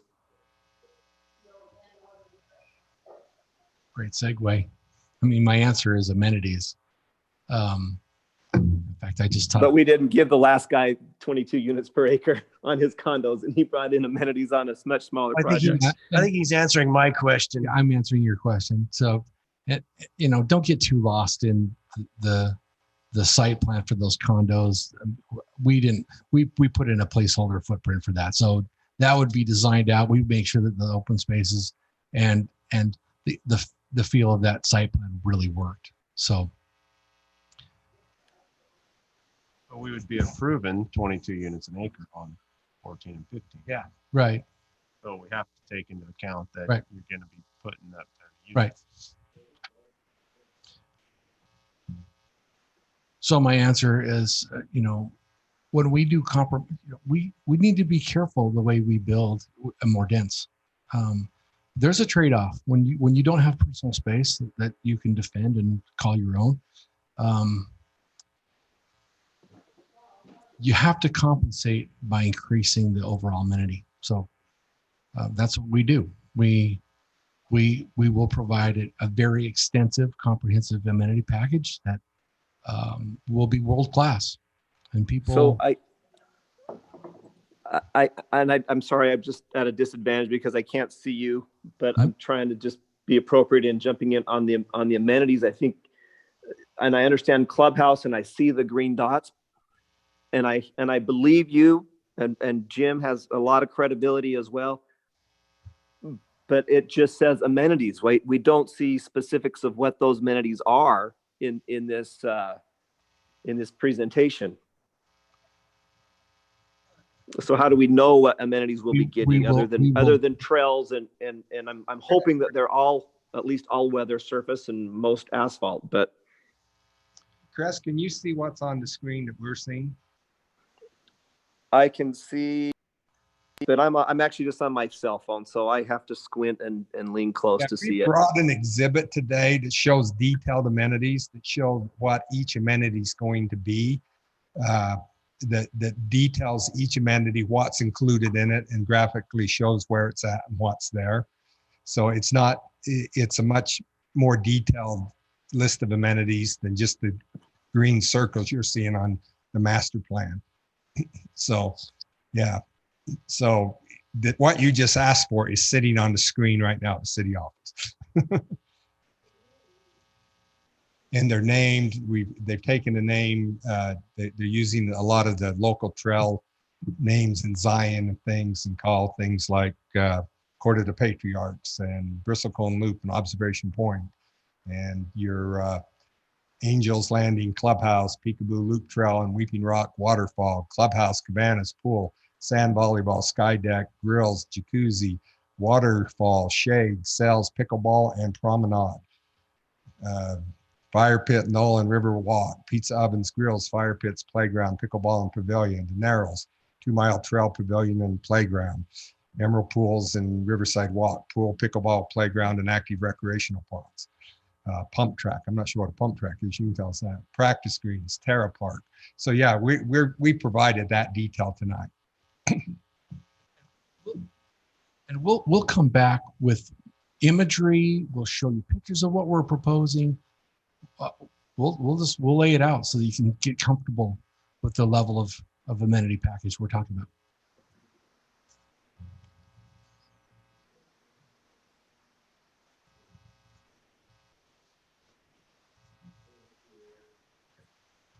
Do you have any triggers as far as unit number? I realize that you have 3 separate takedowns. Are there trigger points as to when these will be built, or is it just at your discretion? The thing that we like about D.R. Horton is they're building the main clubhouse day one. First vertical piece of wood that will be stood will be on the clubhouse. Is that going to be in the development agreement, or is that going to be in the PCD? It's in the PCD. Yeah. Where does it say that? I'm not sure. Maybe it's, I don't know. I'm just saying, if it's not written in the development agreement, or if it's not written here, it's not binding. Just because you say it in council and promise it, we've been down that road 100 times. I need it written in writing. This is what we're going to do. We'll add it to the appropriate place in the PCD. I don't know. So I agree with Cress on the amenities. I'm more of like a bullet point. Hey, we're going to put 4-acre park with grass in the first phase. I saw your phasing. You had 3 big phasing takedowns. Mm-hmm. That's what I want to see, is what's your plan for amenities in those phases as they come. I think D.R. Horton's more than comfortable saying that the main amenity of the clubhouse, pools, and trails within side of any subdivision built will be built day one. Well, yeah, but I guess you understand what I'm saying. I want it in writing saying this is what we're going to do. Yeah. We'll add that to whatever appropriate section you determine to do, and when it comes back to you for approval, that'll be in the PCD document. We don't have any problem with that. Yeah, that's that's really is. It's just kind of stemming with, I know it's the PCD, but I think we just need to have some teeth on when those come in, because we're not saying you're not doing what you're doing, but we've had developments where they just keep pushing it off, and then all of a sudden there's no money left, and I can't afford that. Then what does it do? We just don't want that to get down that road. We want to implement those in as the appropriate need. We will include the amenities with the adjoining subdivision throughout the project, and the main amenity of the clubhouse will go in day one, and we'll put that in writing. We're in total agreement when it should I be know, built. and I hope I don't come off loud. No, I'm just talking loud because my mask. Yeah. That's no, what I know what you're saying. We saw it. We've seen it time and time again where people do it. I've cautioned these guys. I did 2 projects in the mouth of Snow Canyon years ago. The one, they put the pool and clubhouse in day one. Still to date, that's the fastest selling project in history of Washington County. The other project, identical, everything else the same. They put it in phase 3 in year 3. It took 3 years to build out the project because people, if you're going to build an amenity, build it up front. Use it to cell phone. It's the best time to build it. So maybe this is the appropriate time. Stop me if it's not. I just kind of wanted to give you the things that I'm on amenities, what I'm looking for. Now, this is just me. It's not the council. And you can take notes and the council can discuss. I think I'm going to ask Greg to come up while you're doing that, because that's his area. So, well, the biggest thing with me is there's almost 2,400 units in this development. Now, I know we have this huge corridor down the middle that's a lot of it's detention basin. I want to see, there's a section in here that said limited grass. I want to see grass for all these kids to play on. I want to see some grass because this area is isolated, it's separated. It needs to be a city park that's a grass area with an amenity. The other thing I'd like to see is I love the trails. I'm a huge trail guy. I like it. I want to know how much is paved, how much is dirt. You got to tell me how many miles of paved trail versus how many miles of not paved trail. Well, I missed it. I'll admit. It's on page 5, section 2, but I think what Councilman Coates is saying, and I agree, it would be nice to know, I think you've got your project amenities listed again on page 5 in section 2, but it's just the trigger points, I think, is what we're asking for. You've got, you've got your main community center, your 10 neighborhood amenity centers, 5 miles of paved walking and bike trails, and so on and so on, and even details, future church sites. Yep. But I think it's fair to just have I think we add here that the initial main clubhouse and amenities associated with that will be built day one, be included in phase 1 of the entire development. All other amenities will be included with any development that they're adjacent to. We're not going to leapfrog around them. We're going to develop that center corridor as we move up. We're not going to wait till we get to the end and then do that big center park. We'll develop that systematically as we move up the project. And it seems to me that that'd be a benefit to you, because as you sell your homes and you have families enjoying the amenities and other people come to buy those other homes, they can see the lifestyle that the previous buyers have made. Tremendous mistake to delay your amenities. And I appreciate that. I think we just want to see it in writing so that, go add it to that I section. mean, I don't know, D.R. Horton gets sold off to somebody else or things change in the future. It's in writing and everybody can just agree with it, and it's less of a discussion. Yep. We'll add it to that section 5 that you just quoted. Were you done with your list, Councilman? I'm going to guess not. Well, and I don't want to get into what you want to put. I'd like to see what you are presenting to us. Those are the park thing is a huge thing because, like, in the fields we struggle. We don't have a park, and we're trying to get one down there. And I know this is down that way, but it's across a freeway basically. So I don't consider them connected. So that's a huge thing to me. And then the trails, like I said, apparently can't find it. I don't know. I must have a different book than everyone else because I keep missing stuff. So yours got overread. Yeah. They just list 5 miles, Councilman, just 5 miles of paved walking and bike trails. Okay. But that's what's and that's, I just want the minimum just so there's a standard that, and I know you guys will want to put it what's appropriate. I don't want to say you got to put a trail right here, as long as you identify, like, I'm a graphic guy. I would rather see a map that says, hey, these are our master plan trails for the area that are going to be paved no matter what. But the other ones, if you have some corridor down the middle that, hey, these ones are going to be paved. Some of these other ones might not be paved. They might be different. That's what I like to see. And it doesn't, like I said, your plan's pretty much laid out in zones, but to identify on a map, hey, these ones are going to be paved. And it doesn't have to be all of them, just say we know that these ones are, and these ones potentially could be. Now we'll take off lots. I don't want to be confused that we are approving that lot configuration. Yes. But we'll turn those lots off and show the amenities with this level of detail. Yeah. Include that in the PCD under section 5. And just looking at this, you show the water, which I know there's not going to be water unless it rains. We're going to take that off. That's misleading. And so, but I mean, these are the detention ponds, but these are great places to put large grass. Yeah. And just work with those areas. Yeah. But then I would love to see one of these areas be big enough that we can make at least a 4-acre city standard park. And that's right there.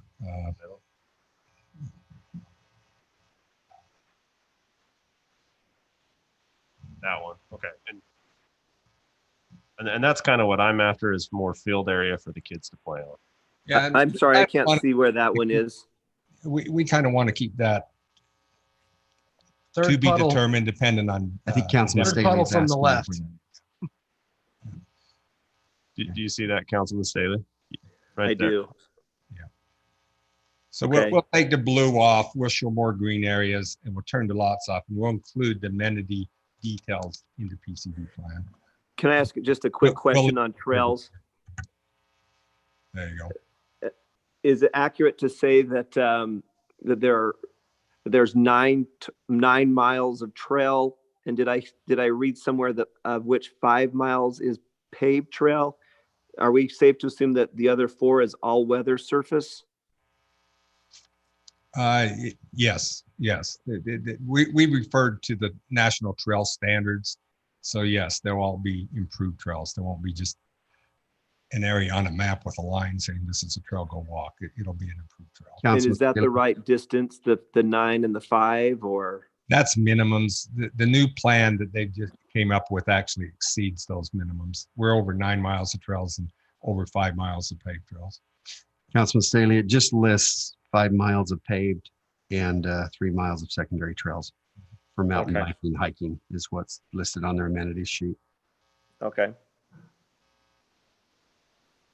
And those are minimums. I do see this now. So if you can just get more detailed and with, like you're saying, I think that will help us on the amenities side. We've got this now. We can turn those lots off, fix the blue, and include that in the PCD. So when you approve it, you have those trigger points. Are you going to put a pickleball court in? There's lots. If you read the text of that, there's a lot of pickleballs throughout that. Okay. Many I'm just assuming that they'll want them. Yeah. A lot of those areas have pickleball. Angels Landing pickleball, pickleball and fire pit, pickleball and emerald pool. Yeah, pickleball in most of them. We'll include this map as part of the PCD as our amenity package without the lots and fix them. So another thing is that's great on the overall amenities, but on these tighter density places, should there be smaller amenities included as part of them?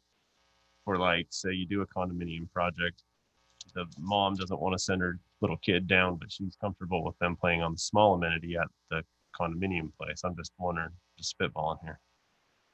Shaking your head. Sorry, we have lots of people that are not here. You can't. They can't hear me shaking my head. Can't hear you shake your head. Yeah, I mean, when we come in with the real site plan, we'll show how. I mean, those higher density projects will have their own tot lots and clubhouse and that type of thing.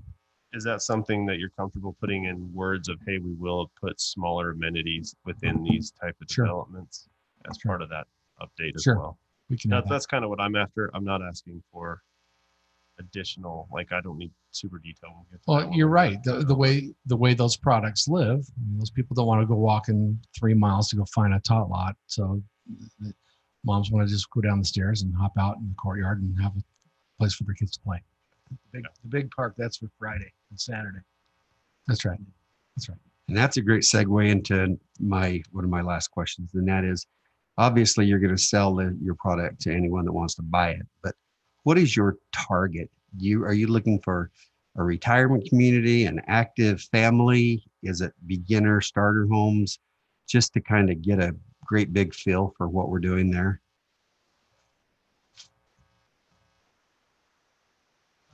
We're looking for starter homes mostly and people living in the community. This isn't going to be hey, come from California and this is where your vacation home is. That's not what we're looking for.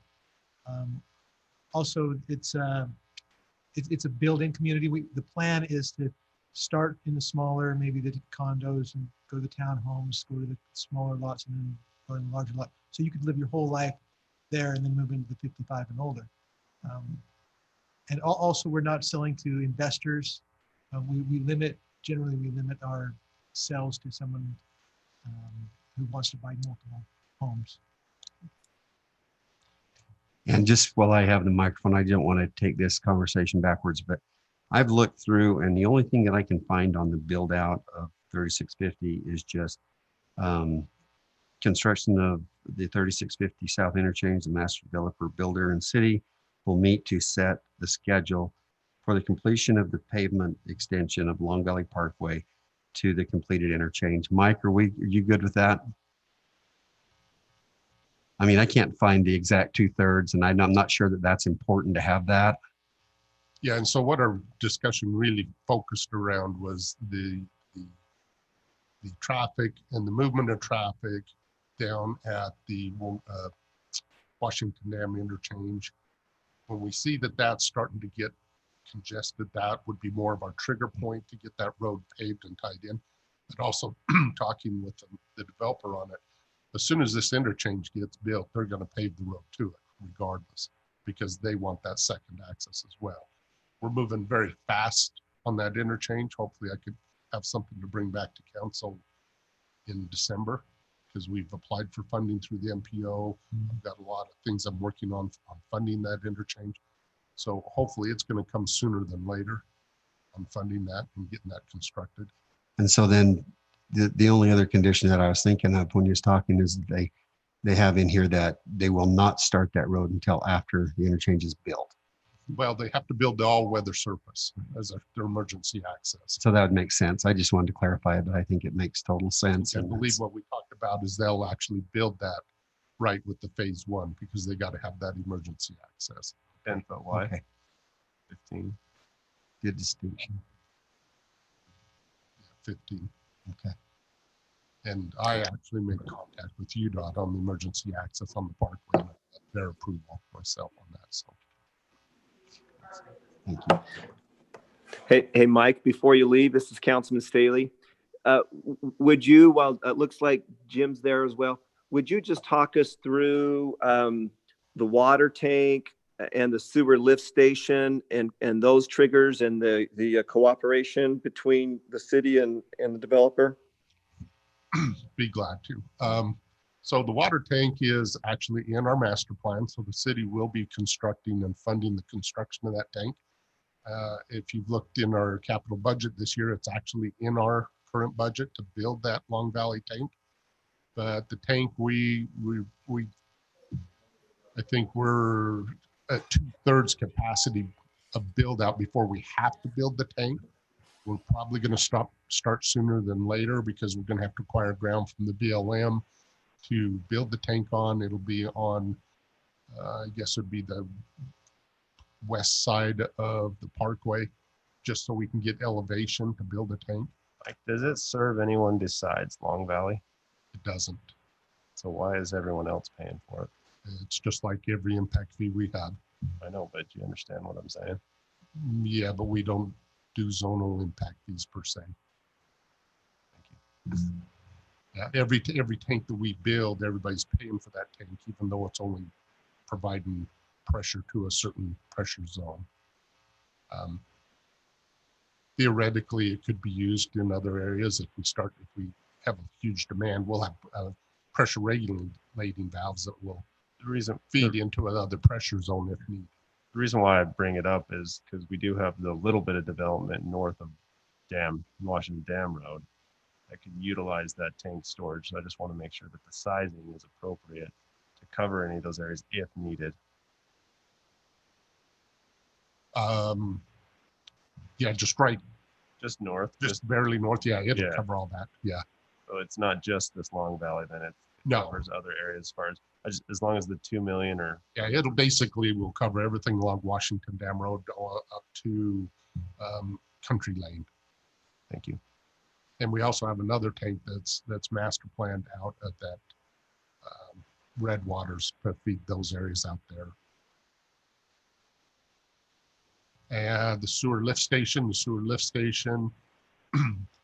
that they'll have to build that with the first phase. That's sewer lift station, and sewer line has to go in.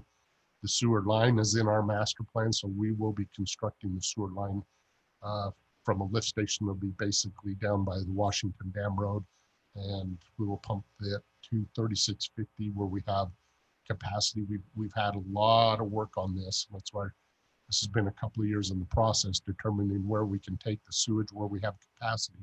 We originally looked at taking that down Washington Dam Road, but we had a lot of line issues that we had out through the fields. We'd be tearing up existing roads, upsizing lines. We were going to take first phase of this project and take it that direction, but with talking with Jim on this, he says, why not, let's just build the lift station right up front and do it right at the beginning of the project. So that's the direction we're going to go with the sewer. So Mike, can you go over in here? They talked about irrigation, but not really. What is our plan with this development with our secondary water? So with the secondary water, just like any other development, really our secondary water is really going to hinge when we get a reservoir built in the Warner Valley. So I guess my question is, are you going to require them to do secondary piping, Yes. dry lines right now? We're actually required to make all development do that with the regional water supply agreement that we have with the district. Okay, and I'm not trying to muddy the waters, but we need to talk about that soon, because if we're going to make all these people put in all these lines, we better have a plan to make it work. And the plan is ready to come to council, and you're going to be getting that any day. Awesome. I'm going to give you about a month or so. We probably will not put it on the agenda until January, so you have time to digest that. The previous council, Councilman Ward, knows quite a bit more about it and having some updates, but it's kind of been put on back burner with other projects. But we've got it done, ready to come to council. So the only thing I'd suggest is that in here, in writing, that we say will conform to the city irrigation requirements.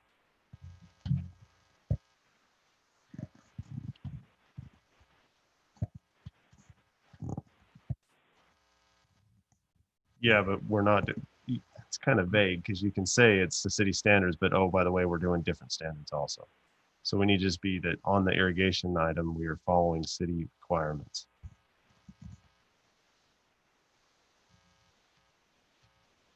Count. I did the last 400 lots of green springs and built irrigation lines in green springs, except for the very top end. I know, I personally don't think we should have, but I know it's our standard and we're trying to move toward it. But here, right here, there's good potential of using it because the Warner Valley Lake's on the other side of the ridge. So it's a great spot to first tie on and go. So we met with Lester and Mike on this, and this really has the potential to be phase one of the pressure. Yeah, so that's, we're hoping it goes in. It's a real benefit to the project.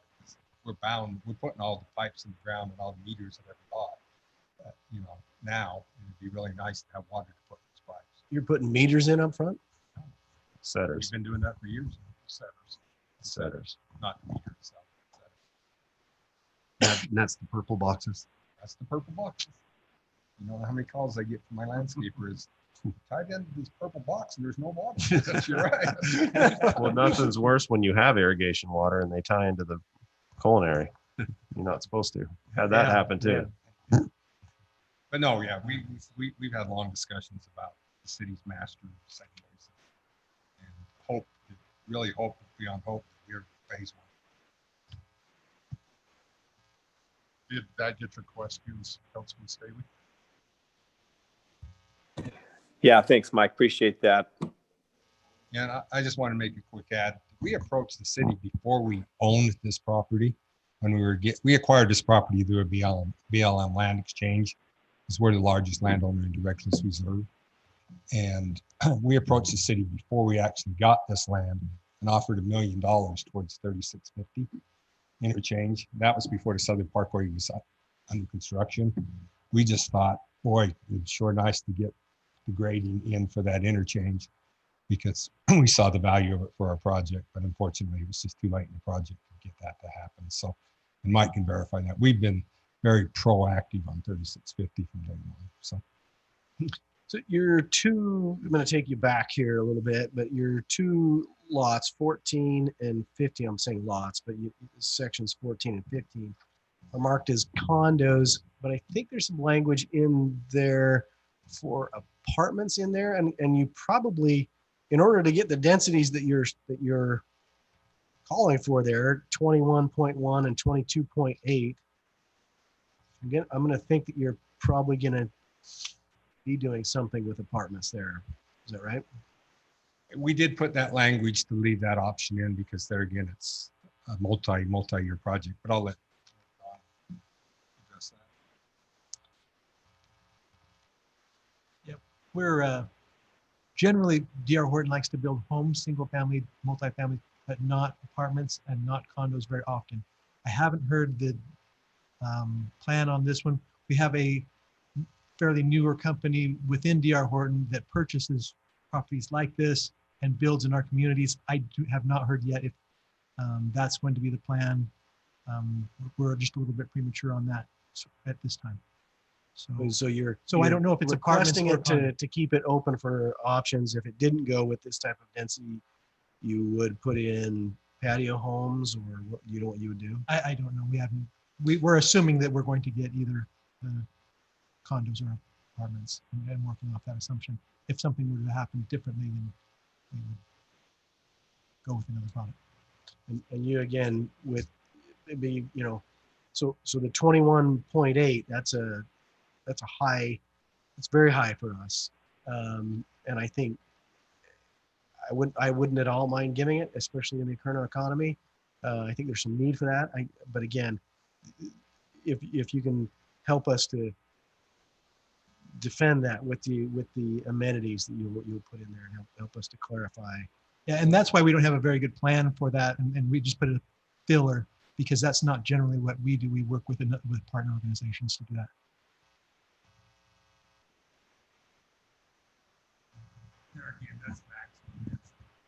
When they come in with a specific plan, and you can either approve or deny that plan based on amenities and things that they incorporated. They're not guaranteed that density.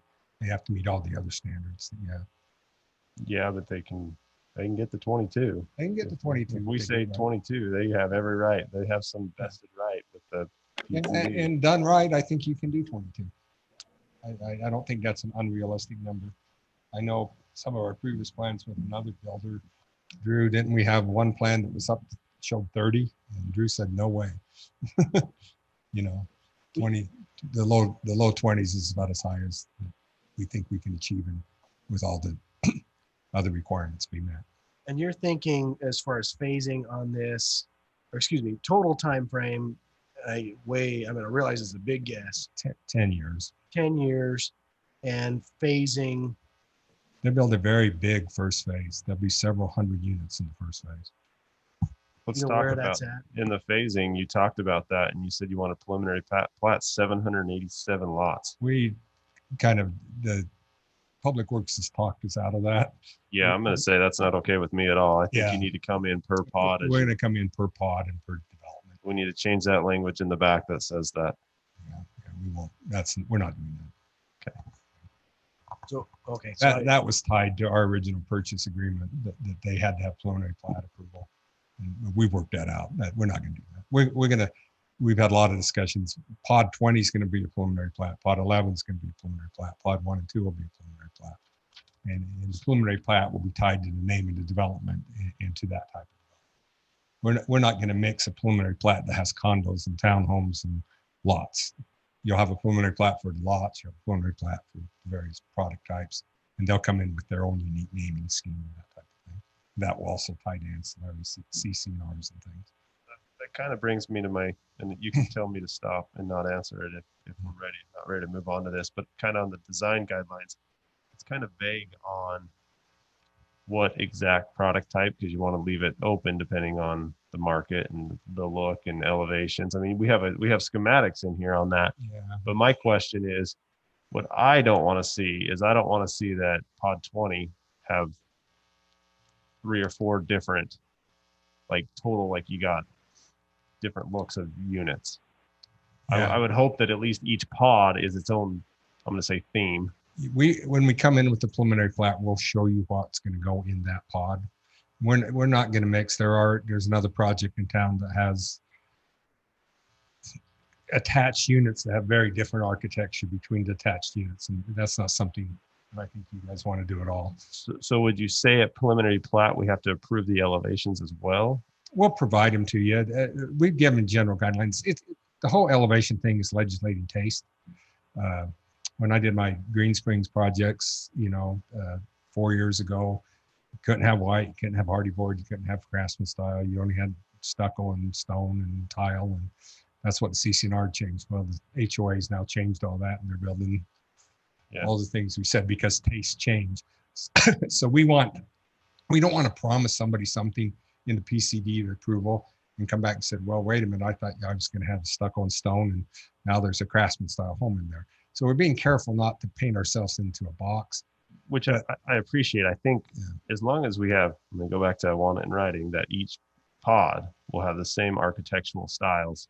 And I think they're comfortable as we come with the preliminary plat and show you what we're going to build. But I'm just saying that I don't want to get specific on what style each pod is. Just, hey, each pod will keep the same architectural style for the pod. Yeah, that's fine. I think that's comfortable. You're comfortable with that, aren't you?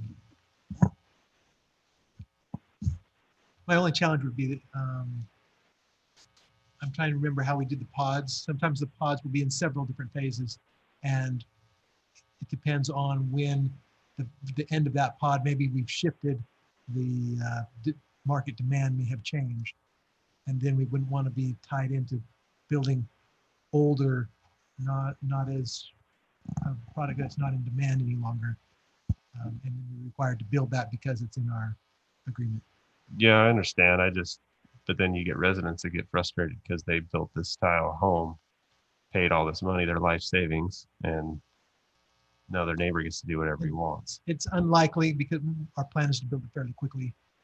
But it could be in one of the pods is in the last phase, and it might be a little bit different. And so I don't know that that's a real serious issue. I just didn't want to be saying I didn't want to tie us into this a specific type for that pod. Councilman Coates, can you think of some places in town where you've seen that issue, or it's been a No, well, I can speak on Coral Canyon.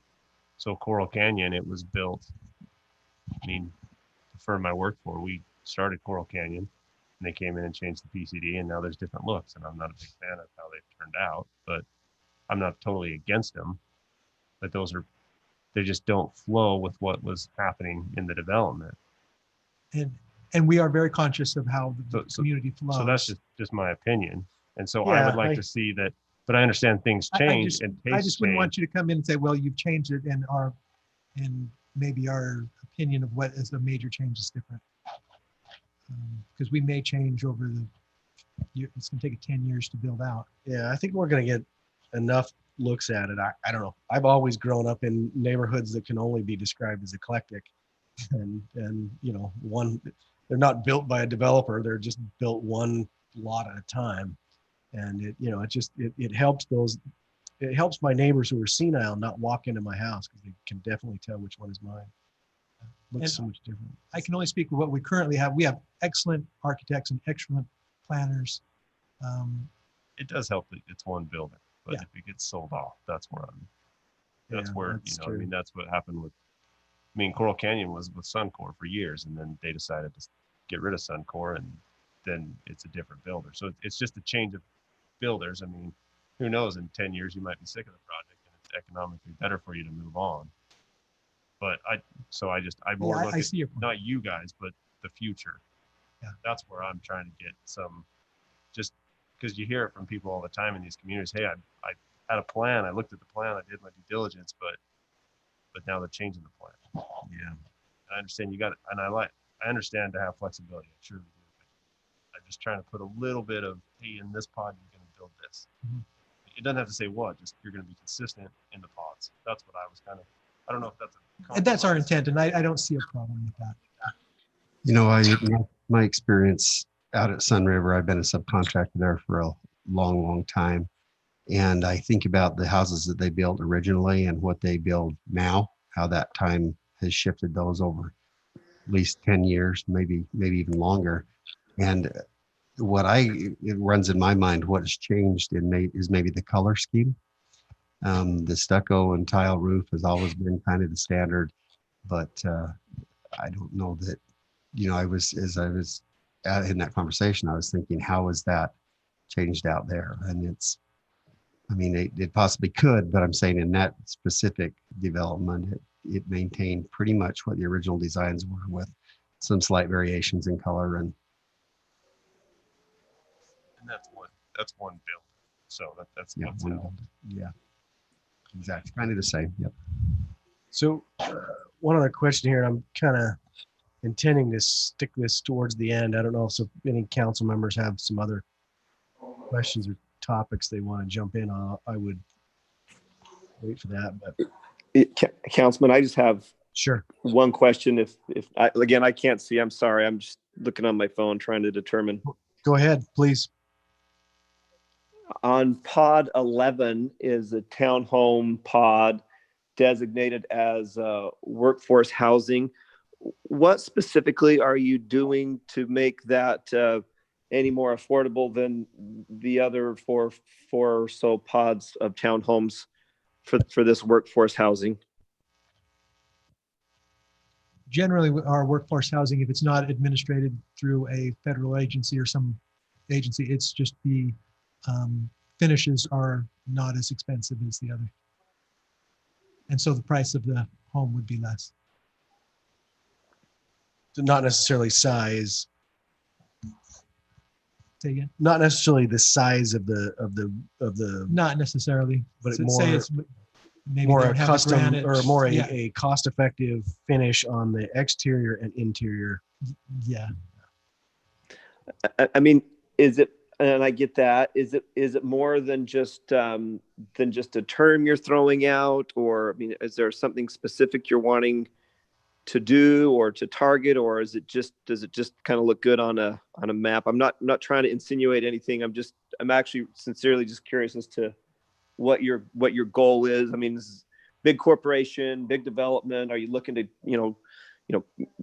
take less profit on that as well? Or is there anything else that you're trying to do to help those that It was that more need housing? It's more of a price point for the purchaser for the home. Mhm. And that's, I guess that's it. It's just a price point from one home to another, a different quality. I don't want to say quality because all the homes were quality, but the standards of options maybe in my Like the interior finishes primarily? Correct. Okay. Thought And about that's all I have spreading. for now. So if we thought about spreading out that workforce housing and not identified it's just one pod to maybe, hey, there's a couple of lots in each pod that not as nice of amenities. Just so it spreads it out. I think the idea was to keep it all in the same area.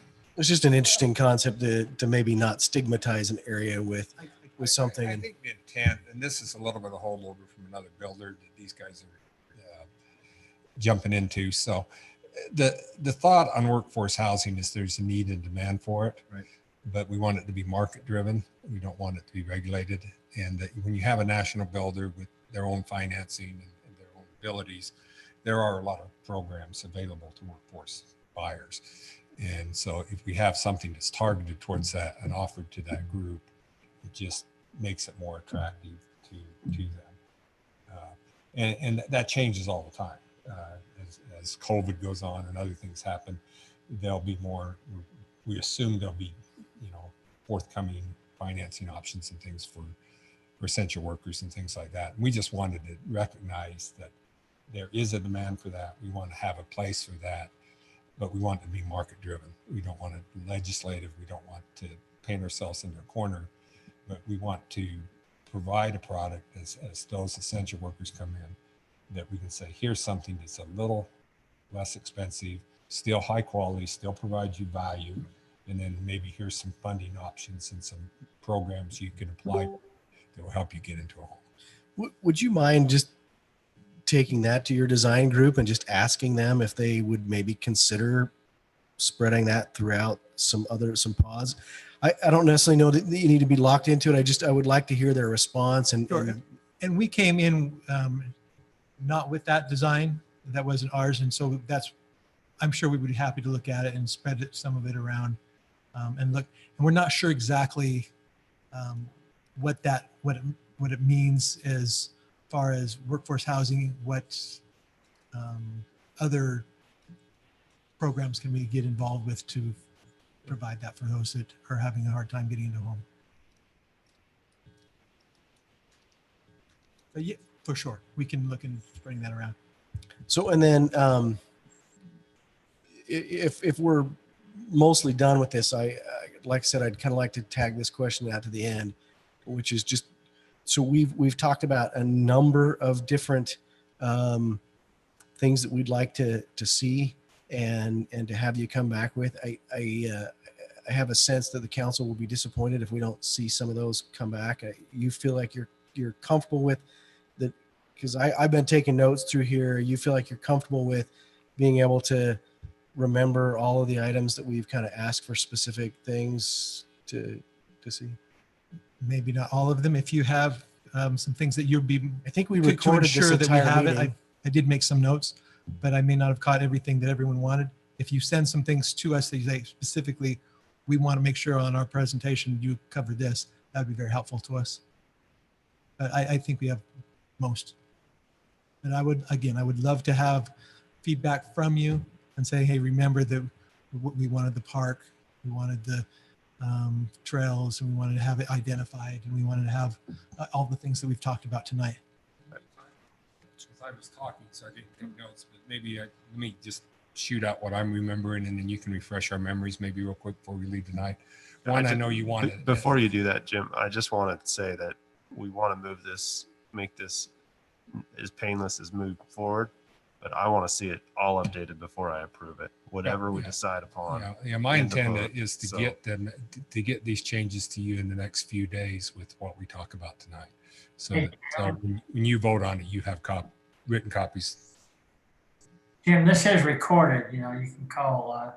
Yeah, and I'll get with Denise and get the recording. But the main things are you want the amenities shown graphically with the detail like this map, and you want trigger points and when those amenities will go in.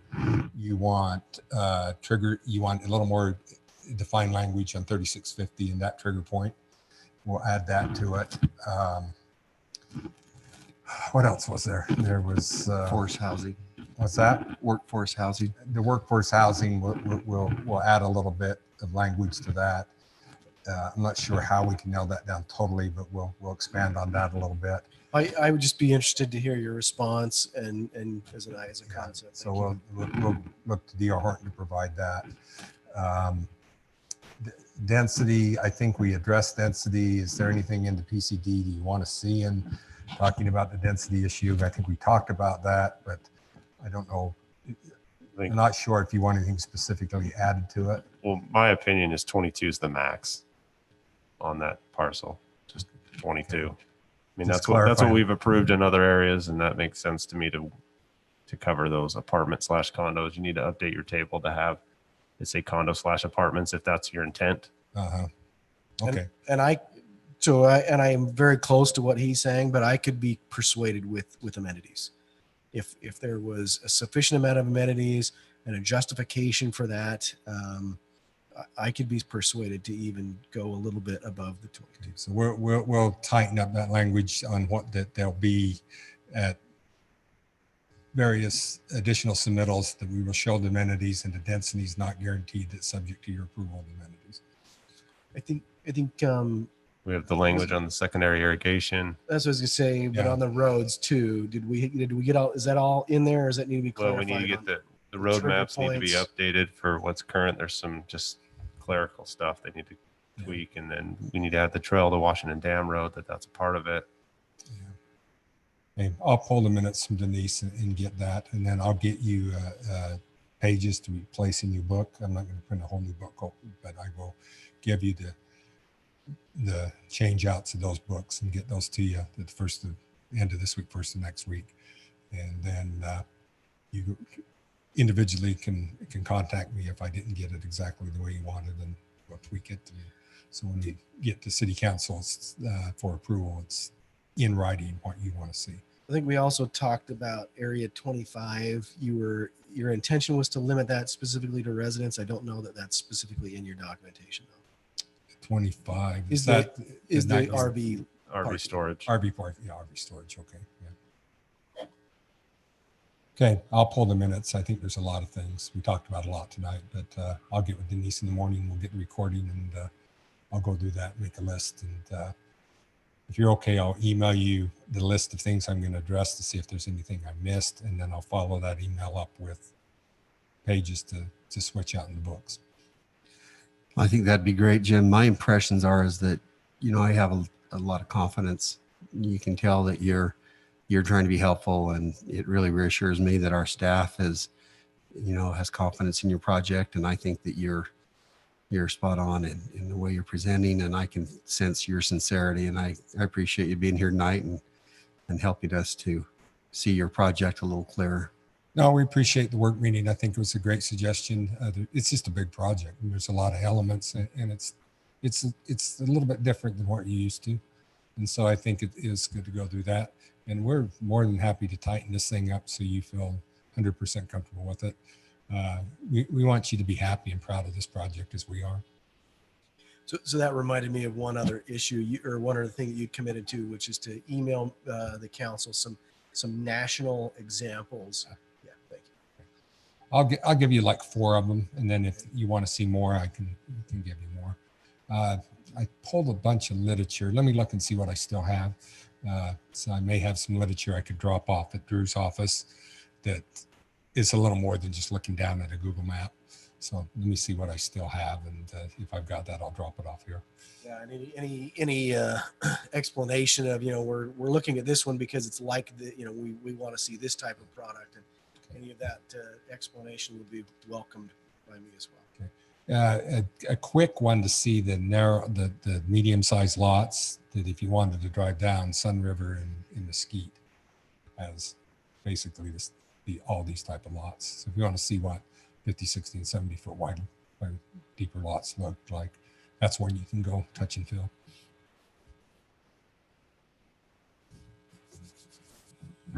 Okay. Agreed. Yeah, I think that has all of my questions for the first round. Are we ready to go into the second round? Yeah, you can come back tomorrow by yourself. I'm just kidding. I know you don't care about this, but we do. The tax situation with the election and things is a big item for us, long-term capital gains and things. The next scheduled meeting is the day before Thanksgiving. Is that one going to be held? No. So are we talking about December coming back before you on December 9th? December 9th. Is that right? Yes, the 9th. Okay. I'll get you all that material early next week, and then hopefully we could be considered for approval on the 9th is what we're hoping. Don't want to be presumptuous, but that's what we would really like to do. There's a possibility for that, but the development agreement we haven't talked about, and that'll be a different meeting later on. We haven't even dove When are into we that. thinking? When are we thinking that development meeting? When would that be? It's going to be January. Well, the development agreement's ready. It's just really, I'll let Mike address that, but it's really just waiting for this meeting. I think you should have it for your meeting to either whether you approve it or when you see this in your next meeting. We're hoping to have that development agreement out to you at the end of the week. Well, so you can actually review the actual, because right now it's with the city attorney. The outside attorney, right? Yeah, well, both. Both. Yeah. Okay. So we've all gone through it. Staff's gone through it. We've gone through it. The attorneys, we've got just to get through that. And then we want to get it to you the first of next week or by the end of this week. So you'll have it to review. So when it actually comes to you in your open meeting, you'll have that development agreement and would have the availability to approve it or how you want to handle it at that meeting. Both on the same night. It could be both on the same night, and that's up to council how you want to handle that. And, when you get that, you can feel free to contact, Drew or myself with any questions on that development agreement. But we've kind of been through that. We've been through it 4 times with Jim already on my end. So, and just a quick thing for the trail. The trail on Washington Dam Road is going to be a great asset because it will actually tie their development into our whole trail system to where you can go from their development all the way to St. George Ivans, as well as this is part of the overall trail system that is being planned for the Southern Parkway. So this will be just one of those pieces of the Southern Parkway trail that we're working on right now. Nice. Yeah, excellent. It'll be great asset for the whole trail system in general. Thank you, Mike. Jim, Don, you guys, thank you very much for your time, council. Just one quick comment on the development agreement. The development agreement is this book. It doesn't, it's not a standalone document. The development agreement ties us and you to everything in the book. So to approve them at the same time would be preferable for us. Thank you. Okay, I entertain a motion to adjourn. So moved. Second. All in favor? Aye. Aye. Have a great evening and have a great Thanksgiving, all of you.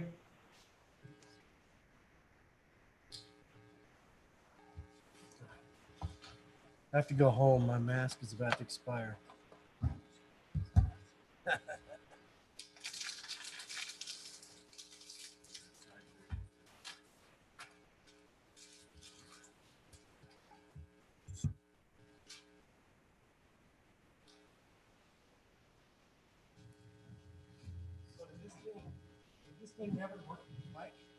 Did it ever? It worked?